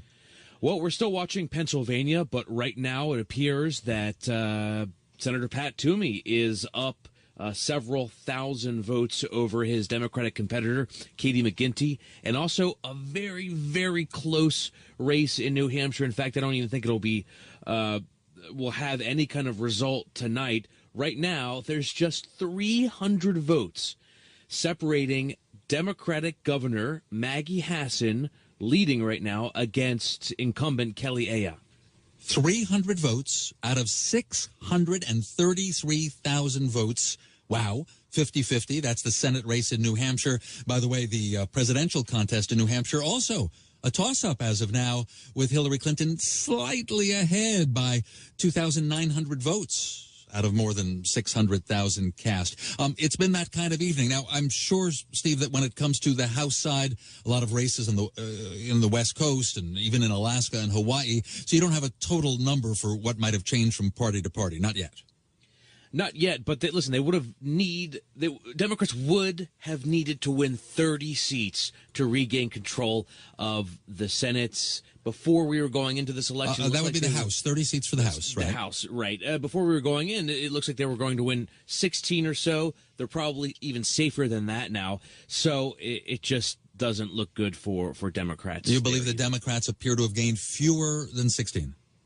I believe so, yes. Okay, so disappointment for the Democrats. Now, very significant. It means that the Speaker of the House, Republican from Wisconsin, Paul Ryan, gets to keep the job if the Republican House members, elect him still as the House Speaker. But no change. And think about it. If Donald Trump wins, we have one party in control of the White House and both chambers of Congress. Wow, that's significant. And still, even though Republicans have control of the House, his future doesn't look good, Paul Ryan, because remember, he wasn't out there actually supporting Donald Trump.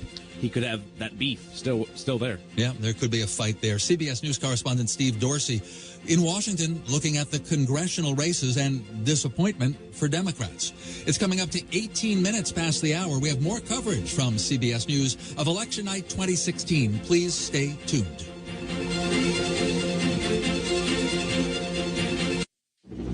Now, traffic and weather together on the 8s on News Radio 950 WWJ.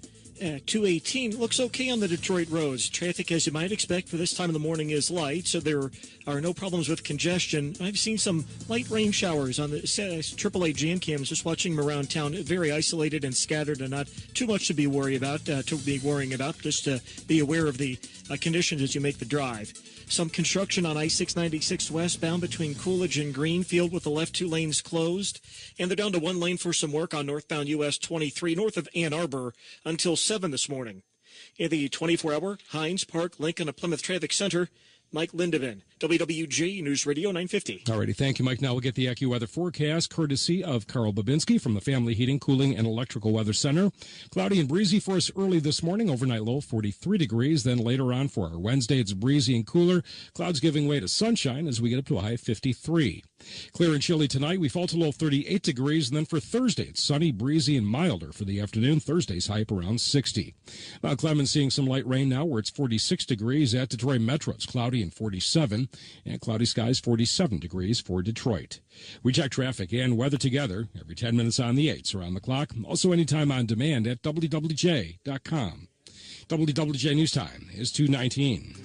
With you. WWJ News Time is 2:20 as we rejoin CBS News for a special election update coverage. Electoral votes from the presidency, the Clinton side still wants more numbers. We will be back. We'll have more to say. Let's get those votes counted, and let's bring this home. Trump has just arrived at his headquarters, also their correspondent, Major Garrett. On this upper Midwest aspect of the Trump campaign, they are seeing exactly what they hope to see, and they believe they are seeing a solid path to victory, paved in part by the industrial Midwest. Well, at the White House now for CBS News, correspondent Margaret Brennan. President Obama said before the polls closed that when the sun rises, America will still be the greatest nation on earth. I think it's safe to say he didn't think he would wake up to this kind of result. The results so far, Donald Trump leading Hillary Clinton in the electoral vote count, 244 to 218. The control of Congress also appears to be staying with the Republican Party. CBS News Special Report. I'm Tom Foti. I'm Dan Raviv with our continuing coverage from CBS News of Election Night 2016. It's relevant to say that in New York City, it's 2:22 in the morning, because you may wonder, will the candidates for president speak? Well, the Clinton side made it clear only about 20 minutes ago. This was the Clinton campaign chair, John Podesta, went on stage and said, no more speeches, not tonight, referring to, tonight. But later in the day, apparently, something from the Clinton side, let's make sure all the votes are counted. But now we've learned that Donald Trump, the Republican candidate, has left his home in Trump Tower on Fifth Avenue and has gone not too many blocks away to the Hilton Midtown Hotel, which has been called a victory party. That's what the Trump side's been calling it for a long time. It's crowded, lots of people wearing the red baseball caps that say, Make America Great Again. And behind the lectern, which no one has used at all in the 6 or 7 hours that the party's been going on, are, I'd say about a dozen American flags, apparently a flag of New York State, not sure, but, it's going to be a heck of a background if Donald Trump chooses to speak. But when we say we've learned that Trump has gone there to the Hilton, then he chooses to speak. While we wait, we turn to CBS News senior legal analyst Andrew Cohen. We don't know that Donald Trump will be president, but he's about to tell us that he's pretty sure he will be, and he's on the edge probably of victory. So, Andrew Cohen, let's think of some top issues with a new Republican president who published a list of judges saying that he will choose from that list to fill any vacancy on the Supreme Court. We have 8 justices now. President Obama, no way will get his choice for 9th justice through. So what difference do you think that'll make, and quite quickly, in 2017? Well, sure. Remember, you were just talking a couple of minutes ago about how Congress is going to be Republican, the White House is going to be in Republican hands, and the presumed presidency, we can say, of Donald Trump here, it guarantees that the U.S. Supreme Court will be again a conservative court because he has pledged to replace the late Justice Antonin Scalia with a conservative judge. And the list of 20 or so jurists that he presented a couple of months ago were, rock solid conservative jurists. Some of them were politicians. Senator Lee was on the list. And some of them were longtime professors. Some of them were lower court judges. So you're going to have the 5-4 familiar conservative split on the U.S. Supreme Court that you've had. And listen, this result tonight vindicates the conservative Senate Republican theory, the practice, the strategy of refusing to even hold a confirmation hearing for Merrick Garland, who probably goes back to his old job, which was being a federal appeals court judge. Well, indeed, they always said, and I mean the Republicans in the Senate, that this decision, how to fill the vacant 9th seat after Justice Scalia died, should be up to the new president. There'll be a new president elected so soon. Their strategy seems to work if Trump wins. It worked. And remember, just a couple of weeks ago, when those same folks weren't so sure that Donald Trump was going to win, when they thought that maybe Hillary Clinton was going to win, they were saying that even if Hillary Clinton won, they weren't going to confirm someone. And there was a big conversation about that. President Obama, just in the past week or so, made a sort of a stinging reply to them, saying, I don't read in the Constitution where it says only Republicans are allowed to nominate and confirm Supreme Court justices. So that conversation's over. Hey, Andrew, we only have a minute left in this segment with you, so I want to bring up something else. Yep. As a candidate, Trump would mention, in effect, the libel laws when he said, I will change the law to make it much easier to sue the news media if they say something untrue or nasty or negative. What do you think? Is that possible if Republicans control both chambers and the president wants it? I mean, theoretically, it's possible for Congress to pass a statute that makes it easier for those kinds of lawsuits, but you have the First Amendment. And then you would have the federal judges, federal judiciary evaluating whether whatever Donald Trump and the Republican Congress come up with when it comes to libel or slander laws, whether that passes that test. I think that's very unlikely. I can't imagine that's a priority in the coming Congress. Thanks so much, Andrew Cohen, our senior legal analyst. Let's turn to reporter Bruce Marcus in Wisconsin, one of the states where there is not yet any decision, though CBS News says it leans toward Donald Trump, who in the raw vote count has about 49%, Hillary Clinton 46%. What do you think? In the coming hours, we still might find out, Bruce? Well, right now, I'm at the a victory party for a Wisconsin Republican Congressman, Sean Duffy, who won re-election easily. And the people here are going on the basis that Trump has carried Wisconsin, which, if true, he'd be the first Republican to carry this state in a presidential election since 1984, when Ronald Reagan beat Walter Mondale. They're also going on the assumption that Ron Johnson, a Republican senator who was thought to be the definite underdog in his race against Democrat Russ Feingold, they're going on the basis that he has won his race. At one time, Johnson was regarded as the most endangered Republican running for re-election in the Senate. And Bruce, I can tell you, by the way, CBS News does project Ron Johnson, the incumbent Republican in the U.S. Senate. He is the winner. And Russ Feingold trying to come back to the Senate, the Democrat, nope, he lost. So CBS News has projected the outcome in that one. And you are listening to continuing coverage of election 2016 from CBS News on WWJ News Radio 950. We'll check traffic and weather together next. Now, traffic and weather together on the 8s on News Radio 950 WWJ. 228 right now. There are no reported crashes on the Detroit area interstates. Freeway system is moving nicely right now. Only delay reported is for trucks and commercial vehicles. Windsor bound at the Ambassador Bridge, about 40 to 45 minutes. No delays reported at the Blue Water Bridge or at the tunnel. In the 24-hour Hines Park Lincoln to Plymouth Traffic Center, Mike Lindemann, WWJ News Radio 950. All righty, thank you, Mike. AccuWeather forecast, cloudy and breezy early this morning, overnight low 43. Then later on for the day, it's breezy and cooler with clouds giving way to a bit of sunshine. We'll get up to a high of 53. At Detroit Metro, it's cloudy, 47 degrees for the airports, and cloudy skies, 47 degrees for Detroit. We check traffic and weather together every 10 minutes on the 8s. A CBS News update on the way. Also, the hour's top stories coming up. WWJ News Time is 2:29. The News Watch never stops on Detroit's #1 news station. News Radio 950 WWJ. Donald Trump arrives at his election headquarters as he sweeps most of the swing states. CBS News has a report coming up next. Also, how's the count going in Wayne County? Stephanie Davis will join us live coming up. Good morning. I'm Jim Matthews for WWJ News Radio 950. Now we go live to CBS News for the latest on election 2016.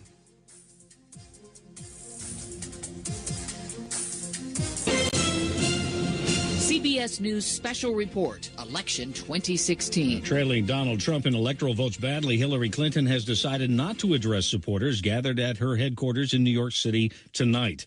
Campaign Chairman John Podesta did address the crowd. Every vote should count. Several states are too close to call, so we're not going to have anything more to say tonight. And reporters were informed their power would be cut. The election appears to hinge now on 5 battleground states that are too close to call, but several are leaning toward Trump, including Arizona and Wisconsin. Correspondent Nancy Cordes. No one thought that this race would be coming down to a state like Wisconsin, and here's why. Back in 2012, President Obama won that state by 7 points. In 2008, he won it by 14 points. CBS News projects Donald Trump has 245 of the 270 electoral votes needed for victory. CBS News Special Report, I'm Jim Chenevich. You're listening to WWJ Detroit. Our news time is 2:32. Right now it's cloudy, 47 degrees for Detroit. We'll check traffic and weather together at 2:38. Well, they continue to count up the votes in Wayne County this morning. Let's go live now to Detroit with News Radio 950, Stephanie Davis. Stephanie.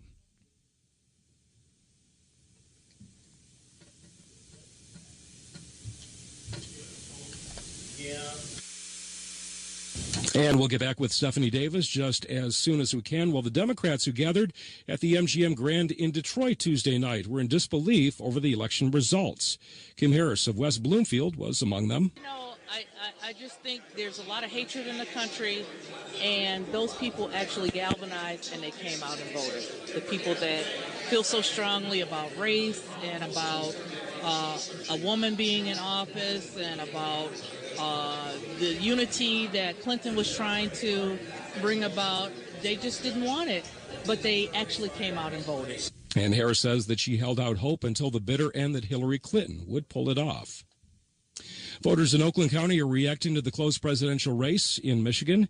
News Radio 950's Sandra McNeil reports. Linda Decker is a GOP supporter who likes Donald Trump. She says she believes a lot of people were afraid to support Trump because there was a stigma attached to it. As for her, she says his comments on that Access Hollywood bus didn't bother her. A lot of people are offended by something that he said many years ago that he even has apologized for saying. His family has forgiven him for those words that he said. He wasn't a politician at the time. He was a businessman. He's become a very successful businessman. Bottom line, a lot of people here tell me that they believe Donald Trump can bring jobs. Sandra McNeil, WWJ News Radio 950. And let's go live now to Detroit with News Radio 950, Stephanie Davis. Stephanie? And good morning, Jim. The votes are still trickling in here, and we have 619 of the 662, or 93% of the precincts reporting at this time. And this does include the 56,000 absentee ballots. You have Hillary Clinton with the lead at 96% of the vote, and Donald Trump with 7,000 Detroit votes, or about 2%. That's not surprising here. By the way, the RTA proposal in Detroit is passing by about 65%.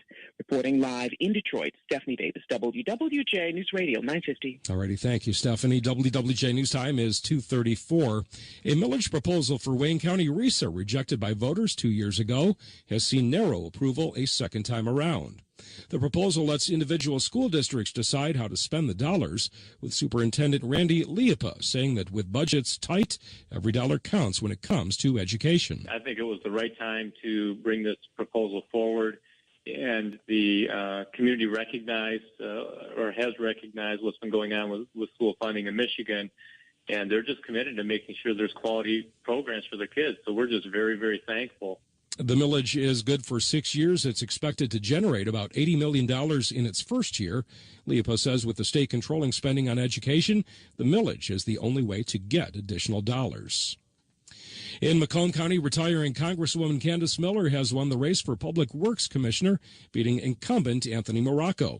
Voters have also reelected Anthony Wickersham as sheriff and prosecutor Eric Smith. But the race for clerk to replace Carmela Sabah is a tight one. Republican Karen Spranger holds a slim lead over Fred Miller. The race for treasurer between Derek Miller and Larry Rocca is also too close to call at this time. East Point voters have renewed a tax for operation and maintenance of the East Point Memorial Library, and Fraser voters approved a tax increase to raise money to furnish Department of Public Safety protection, including purchasing and housing equipment. Meanwhile, Memphis voters said yes to 2 proposals that would amend the city charter. Richmond voters have approved a millage renewal for operations there. Voters in the Romeo Community School District approve a tax increase for operations, and Shelby Township voters have renewed a tax for fire protection services, some new vehicles, and equipment. CBS News correspondent Bill Whitney has the latest data on the connection between vaping and smoking. A study of more than 3,000 students in Los Angeles County Public Schools, published in the Journal of the American Medical Association, found that sophomores who were vaping were more likely than non-vapers to become cigarette smokers over the next 6 months. This suggests that e-cigarettes can be a gateway to tobacco smoking. That's what Dr. Tom Frieden believes. The head of the Centers for Disease Control and Prevention says vaping can get teens hooked on nicotine. From there, he says it's not much of a leap to regular cigarettes. Bill Whitney, CBS News. WWJ News Time is 2:37. Right now it's cloudy, 47 degrees for Detroit. We'll check traffic and weather together next. WWJ News Time, 2:38. Time for traffic and weather together. Every 10 minutes on the 8th. So let's check on the drive with Michael Lindemann. It does look very good at the moment, Jim. I don't see any problems with traffic accidents around Metro Detroit. The freeway system is looking good for us, too. Getting through a construction area okay on westbound I-696. Just past Coolidge in the middle tunnel, they have the left 2 lanes closed. And there's work north of Ann Arbor on northbound US 23. It's between M14 and Silver Lake Road until 7 a.m. today. In the 24-hour Hines Park, Lincoln to Plymouth Traffic Center, Mike Lindemann, WWJ News Radio 950. Alrighty, thank you, Mike. AccuWeather forecast, cloudy and breezy early this morning, a low of 43. Then later on for the day, it's breezy and cooler with clouds giving way to sunshine. We'll get up to a high of 53 for the day.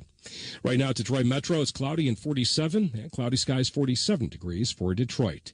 WWJ News Time is 2:39. If you have hard water, the lime scale not only leaves white spots, it clogs pipes and breaks down appliances, costing you hundreds of dollars in energy and wear. Eliminate lime scale and other water issues like brown staining and bad odors with HydroCare water products available from Wave Home Solutions. Wave's affordable water systems don't use salts or chemicals. You'll love the way your water tastes, smells, and looks. Satisfaction guaranteed. For more information, go to goodwater411.com. That's goodwater411.com.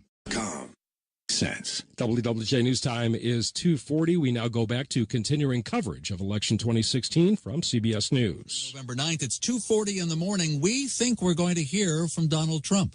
He's in New York City. He was at his home in Trump Tower on 5th Avenue. He's moved over to 7th Avenue, where there's a Hilton Midtown Hotel, and that's where Trump supporters had gathered. That's where the Trump campaign had rented a ballroom, saying it was going to be a victory celebration, and the crowd is cheering and waiting for him to appear, which could happen at most any time. But CBS News, in our electoral vote count so far, based on our projections of winners state by state, we believe he has 244 electoral votes. Hillary Clinton, 215. He has 244. You need 270 to guarantee the presidency. He's 26 short.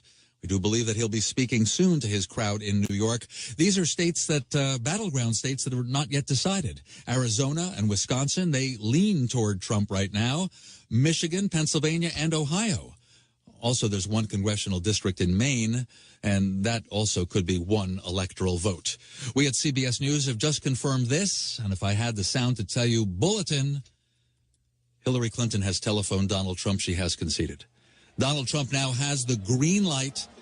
Donald Trump has the green light that he can now come out and claim victory because CBS News has confirmed that Hillary Clinton has phoned Donald Trump to concede defeat. If you're a fan of the Clintons, if you're an admirer of Hillary Clinton, if you started the day Tuesday thinking this was the day that the first female president of the United States would be elected, then you were wrong. Obviously, many people will be disappointed, but at the celebration site for Donald Trump, they couldn't be happier. CBS News correspondent Pam Coulter, you are there.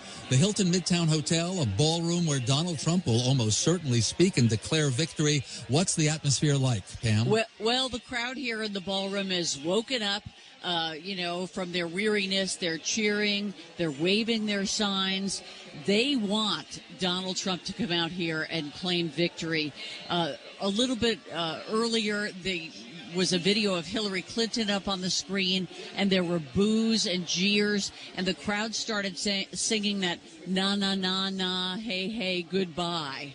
They clearly think it's over, even before they probably learned that Hillary Clinton is conceding. They are looking forward to having Donald Trump come out here in his very big moment, a huge political victory here, a stunning political story now. To have him and Mike Pence come out here on the stage that's been empty for 7 hours now and address his followers who are absolutely beside themselves with excitement and anticipation for what they think is going to be a very huge change in the nation's capital. Hey, Pam, we have a bit of news, too. CBS News projects that Arizona, when all the votes are counted, will go to Donald Trump. Still not 270 electoral votes, the number that's needed. That brings him to 255. But there are states, Wisconsin leaning toward him, Michigan, Pennsylvania, and New Hampshire. One electoral vote in Maine he's likely to get, and perhaps some others where the counting's not finished. And that's why we have learned at CBS News that Hillary Clinton phoned Trump and conceded defeat. It is, of course, a huge moment. Donald Trump, who has never held elected office, will be the president of the United States. What a wow.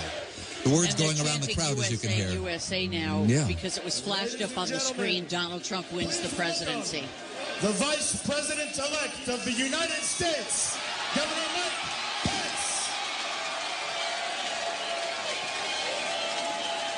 Thanks, Pam. We'll be broadcasting, of course, what the speakers are saying from the podium. Mike Pence stepping out now with his wife and his family, not yet the Trumps. First, the running mate, Mike Pence, governor of Indiana, gets to come out with his family. We believe he'll take the podium. He came onto the stage and then down some steps toward the microphone, and that big array of American flags that will be behind him, and then, very importantly, behind Donald Trump.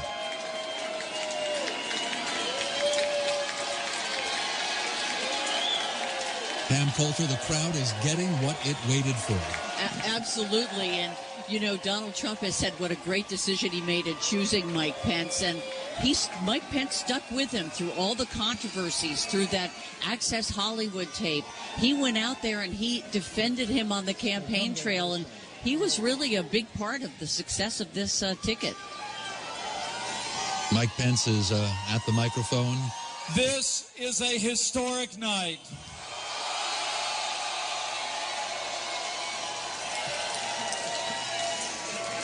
The American people have spoken, and the American people have elected their new champion.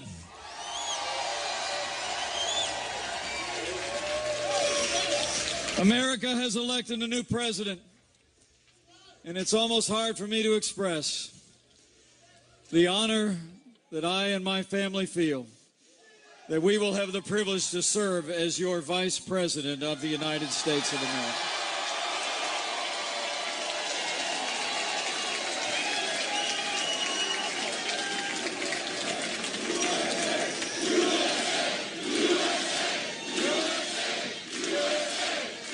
come to this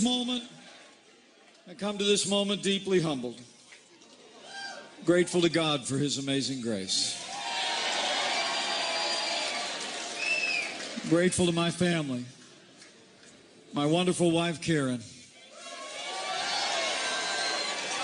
our son, Michael, and his fiancée, Sarah, our daughter, Audrey, far away, and our daughter, Charlotte. I could not be here without them. And I'm deeply grateful to the American people for placing their confidence in this team and giving us this opportunity to serve.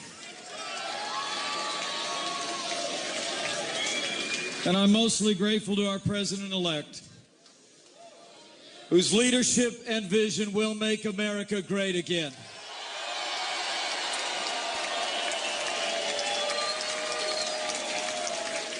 So let me say, it is my high honor and distinct privilege to introduce to you the President-elect of the United States of America, Donald Trump.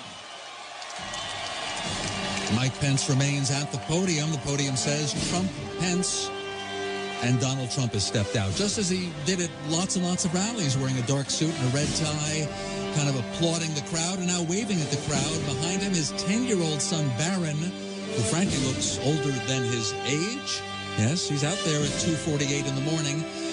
Trump's wife, Melania, right behind Donald Trump, who's going to be going up some steps and I think down some steps. Yes, up some steps and then down to get to the stage. Other members of the Trump family, his children, and they were active in the campaign too, no question about that. Pam Coulter, what can you see from your angle? Well, Dan, you might notice that the music that's playing is the music from the movie Air Force One. Well, so that plane will be his. He's moving into that role very quickly, and you've got the Trump family now walking out onto the stage fairly slowly. It looks like Donald Trump is actually applauding, and Melania Trump, dressed in white, the incoming First Lady of the United States, who was born in Slovenia and just became a U.S. citizen really a few years ago. And just by the way, CBS News right now projects that he's the winner in Wisconsin. So that's another 10 electoral votes. So he's almost at 270, the number required. He's at 265. But as we've reported, Hillary Clinton phoned him and conceded defeat. Donald Trump is applauding. He's applauding the crowd. He's looking very serious. Just on his left is his 10-year-old son, Barron. Then his wife, Melania, who's smiling, garbed entirely in white. Ivanka Trump, Donald Trump Jr., Eric Trump, their wives, and now a handshake right behind the lectern. Donald Trump puts his left hand on the right shoulder of his running mate, Mike Pence. That's the handshake, Trump and Pence. A kiss from Trump for Mrs. Pence and for the two daughters, and a big handshake to the son with military experience. Trump has said he's very proud to have chosen Pence. Let's listen to the apparent President-elect of the United States. In the sense that Hillary Clinton conceded. Thank you very much, everybody. Sorry to keep you waiting. Complicated business. Complicated. Thank you very much.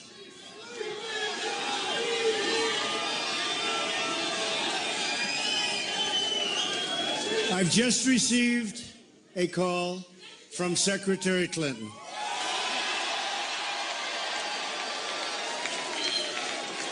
She congratulated us, it's about us, on our victory. And I congratulated her and her family on a very, very hard-fought campaign. I mean, she fought very hard.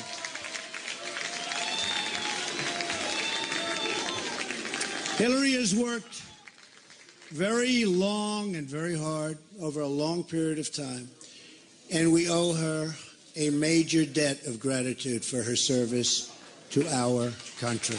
I mean that very sincerely. Now it's time for America to bind the wounds of division. Have to get together. To all Republicans and Democrats and independents across this nation, I say it is time for us to come together as one united people. It's time. I pledge to every citizen of our land that I will be president for all Americans, and this is so important to me. For those who have chosen not to support me in the past, of which there were a few people,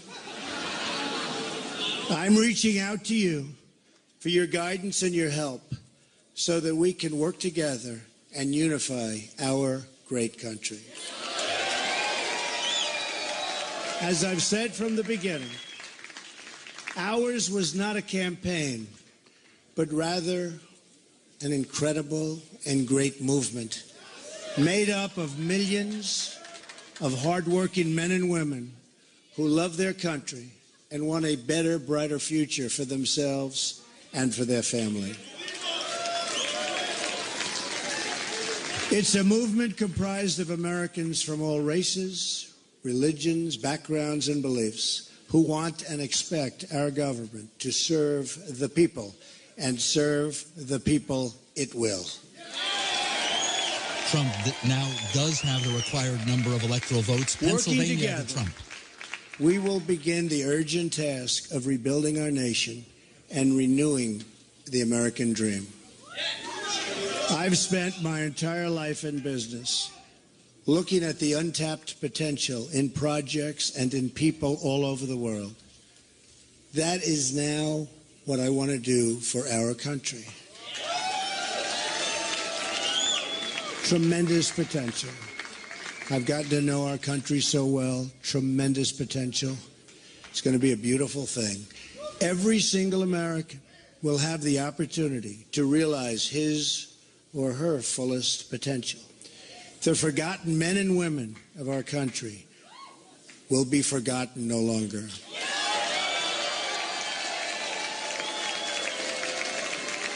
We are going to fix our inner cities and rebuild our highways, bridges, tunnels, airports, schools, hospitals.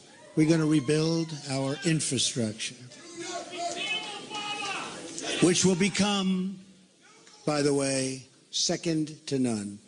And we will put millions of our people to work as we rebuild it. We will also finally take care of our great veterans. We've been so loyal, and I've gotten to know so many over this 18-month journey. The time I've spent with them during this campaign has been among my greatest honors. Our veterans are incredible people. We will embark upon a project of national growth and renewal. I will harness the creative talents of our people, and we will call upon the best and brightest to leverage their tremendous talent for the benefit of all. It's going to happen. We have a great economic plan.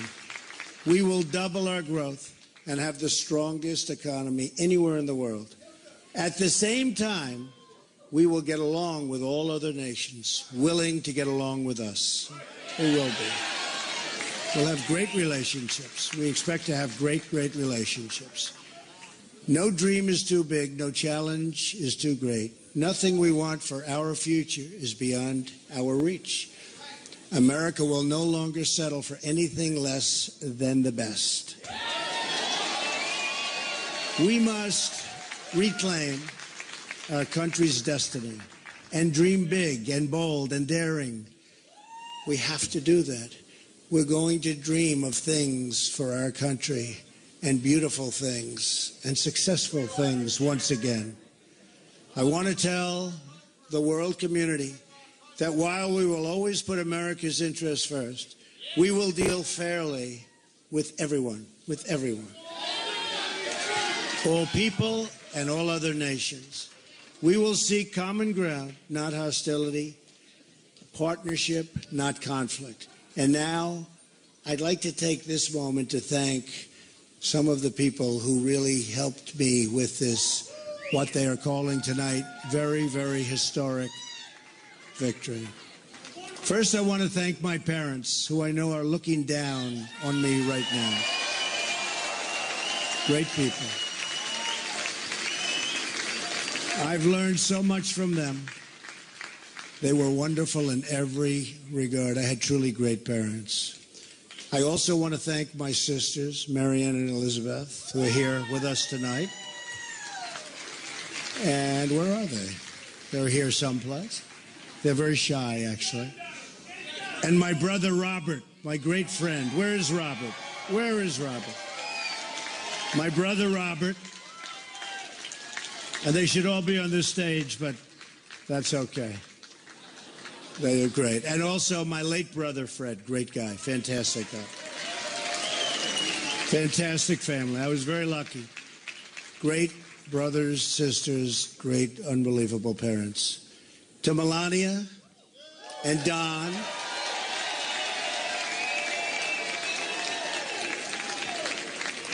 And Ivanka. And Eric.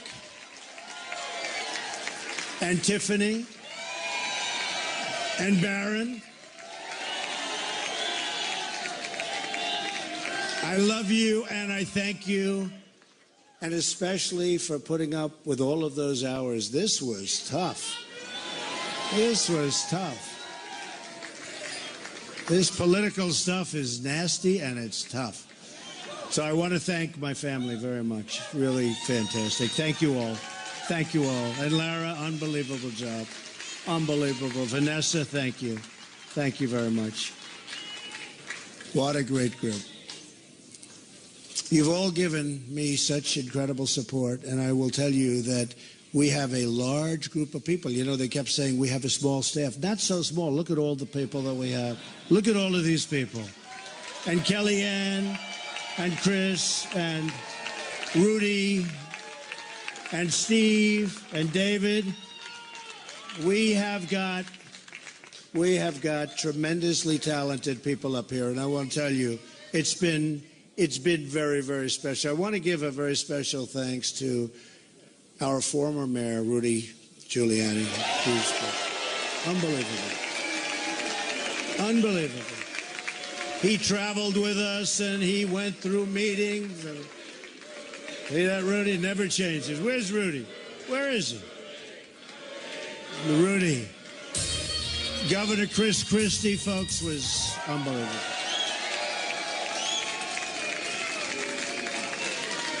Thank you, Chris. The first man, first senator, first major politician, and let me tell you, he is highly respected in Washington because he's as smart as you get. Senator Jeff Sessions. Where's Jeff?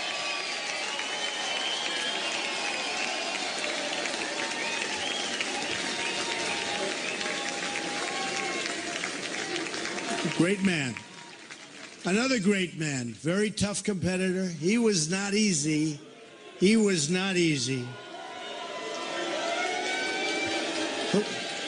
Who is that? Is that the mayor that showed up? Is that Rudy? Oh, Rudy got up here. Another great man who has been really a friend to me. But I'll tell you, I got to know him as a competitor, because he was one of the folks that was negotiating to go against those Democrats. Dr. Ben Carson. Where's Ben? Where is Ben? You are listening to President-elect Donald Trump speaking live as we continue our coverage on WWJ Detroit. Mike and his family, Sarah, thank you very much. General Mike Flynn. Where is Mike? And General Kellogg. We have over 200 generals and admirals that have endorsed our campaign, and they're special people, and it's really an honor. We have 22 Congressional Medal of Honor recipients. We have just tremendous people. A very special person who, believe me, and you know, I'd read reports that I wasn't getting along with him. I never had a bad second with him. He's an unbelievable star. He is, that's right, how did you possibly guess? So let me tell you about Reince. And I've said this. I said Reince, and I know it. Look at all those people over there. I know it. Reince is a superstar. But I said, they can't call you a superstar, Reince, unless we win. Because you can't be called a superstar like Secretariat. If Secretariat came in second, Secretariat would not have that big, beautiful bronze bus at the track at Belmont. But I'll tell you, Reince is really a star. And he is the hardest working guy. And in a certain way, I did this. Reince, come up here. Where is Reince? Get over here, Reince. Boy, oh boy, oh boy. It's about time you did this, Reince. Huh? My God. Yeah, say a few words. No, come on. Say something. Ladies and gentlemen, the next president of the United States, Donald Trump. Thank you. It's been an honor. God bless. The chairman of the Republican National Committee, Reince Priebus, at the microphone briefly in New York Amazing City. Guy. Our partnership with the RNC was so important to the success and what we've done. So I also have to say I've gotten to know some incredible people, the Secret Service people.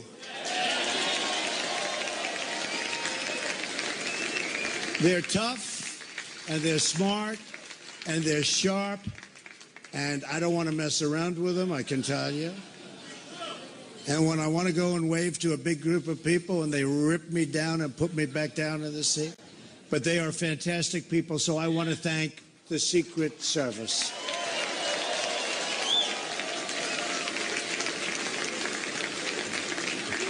And law enforcement in New York City, they're here tonight. These are spectacular people, sometimes underappreciated, unfortunately, but we appreciate them. We know what they go through.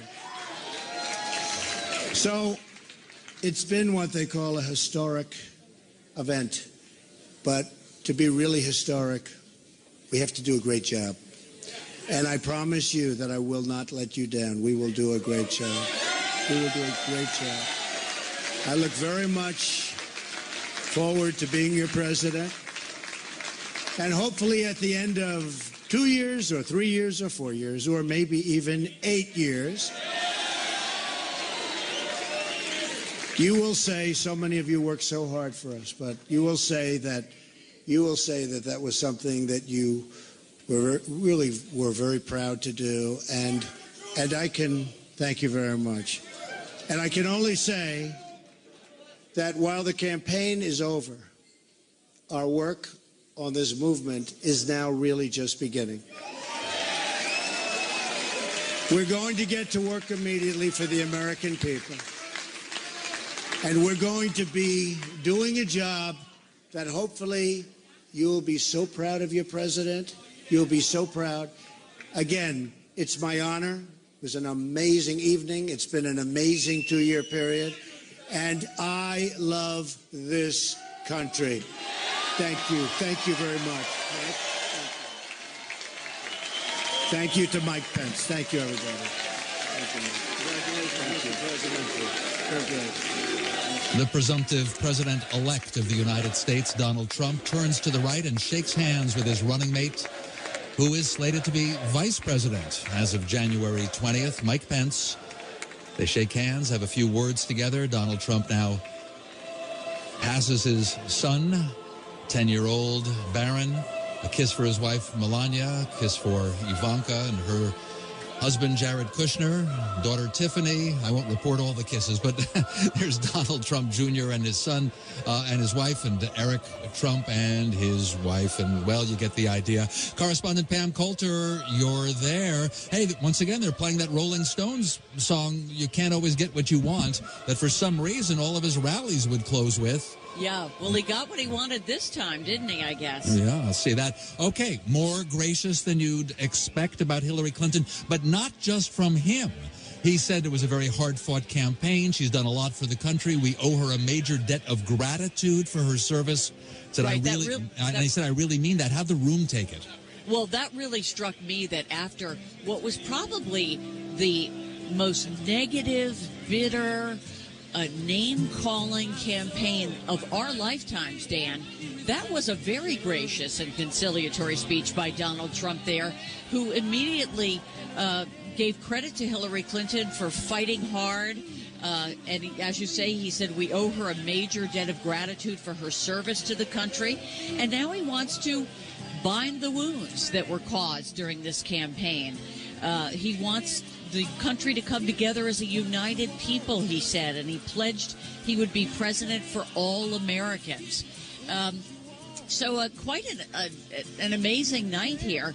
The crowd now beginning to leave, although there are many up there holding up their phones, trying to take pictures of Donald Trump and the Trump family as they're coming down now onto the floor, it looks like. I have another angle. He is shaking hands with some people and waving, and yes, he's got Secret Service protection around him, a chat with some folks that he might know at the front of the crowd. Hey, by the way, I just want to fit in some news. I'm so glad you're there at this Trump victory party. That's what it is now. While he was speaking, CBS News projected 4 more states where he'll be the winner when all the votes are counted. Arizona, Wisconsin, Pennsylvania, that's 20 electoral votes, a lot, and Alaska. And that brings his total as of now to 288 electoral votes.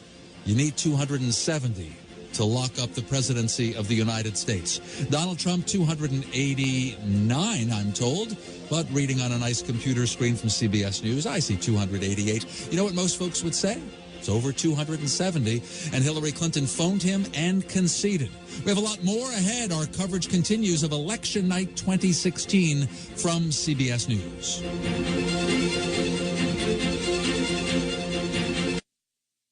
My name is Ruth Rusi. I'm a retired teacher. I'm 91 years old, and this is how I live united. I say retired, but not really. Once a week, I read books to children as part of United Way's education program. Reading to a child creates links between language and literacy. It creates a bond between grown-up and child. And believe it or not, it prepares them for a better academic future. Oh, we read about frogs and flies and pigs with wings, all sorts of juicy stuff. It's a joy to watch all those little faces. I figure I have the time and they have the need. And I've always believed that if we're not here to help each other, then what are we here for really? My name is Ruth Rusi. I help kids prepare to succeed in school. So I don't just wear the shirt, I live it. Give, advocate, volunteer, Live United. Go to liveunited.org. Brought to you by United Way and the Ad Council. I'm Dan Raviv with our continuing coverage of Election Night 2016, and we've gotten there to the result. Hillary Clinton phoned Donald Trump and conceded defeat. He then came out on stage in New York City in a Hilton Hotel ballroom that he had arranged as a victory party, and that is indeed what it has become. Don't know if we can hear any of the raw sound, but I know we have CBS News correspondent Pam Coulter who's there. Even as Mr. Trump, the presumed president-elect of the United States, is shaking hands, folks are taking his picture at the front of the crowd, invitation only in the Hilton ballroom. I'm sure it's crowded, Pam, but what are you able to see? It's crowded. People are trying to hold their phones and their cameras up over their heads so they can get a picture of Donald Trump as he makes his way through the crowd just in front of the stage. He's kind of pointing at people. I'm sure there are a lot of people in this crowd that he knows. He's got the members of the Trump family following behind him who were so supportive in this campaign and who he made a point of thanking when he just made his speech. It looks like many of the people still have the red Make America Great hats on again. Many still carrying the signs. And one of the signs here was kind of interesting. It said, "The silent majority stands with Donald Trump." And that seems to have been borne out in the voting. It didn't show up in the polls. And his campaign manager, Kellyanne Conway, said that was a true thing. There was a silent group of Trump supporters who came out and cast their ballots for him. Yeah, the hidden Trump voters. Now, by the way, how did the crowd there at the Trump party take it when about half an hour ago he said those nice things about Hillary Clinton? I mean, this was his crowd at rallies often would chant, lock her up, about Hillary Clinton being a criminal and all that. He was only nice to her, and the crowd seemed okay. They didn't boo the mention of her name, did they? No, but they had earlier when when video was playing of her up on the TV screens, they were booing and jeering and chanting "na na na na, hey hey, goodbye." And at one point earlier, they did chant "lock her up, lock her up." So, but maybe that feeling will change now. You remember at the debate too, when Hillary Clinton said at one point, "It's a good thing you're not in charge of our criminal justice system," and he said, "Yeah, because you'd be in jail." And so there was a lot of bad blood there, but he appears now to want to kind of turn the page and be more conciliatory and, as he said, be a president for all Americans. And now, though, he's going to have quite a task of getting all of his supporters to move that way as well, because they were really, geared up into really not liking her at all. I don't want to say despised, but probably some did. And they felt she was a criminal. They felt she should have been indicted. They felt she should be in jail. But now she is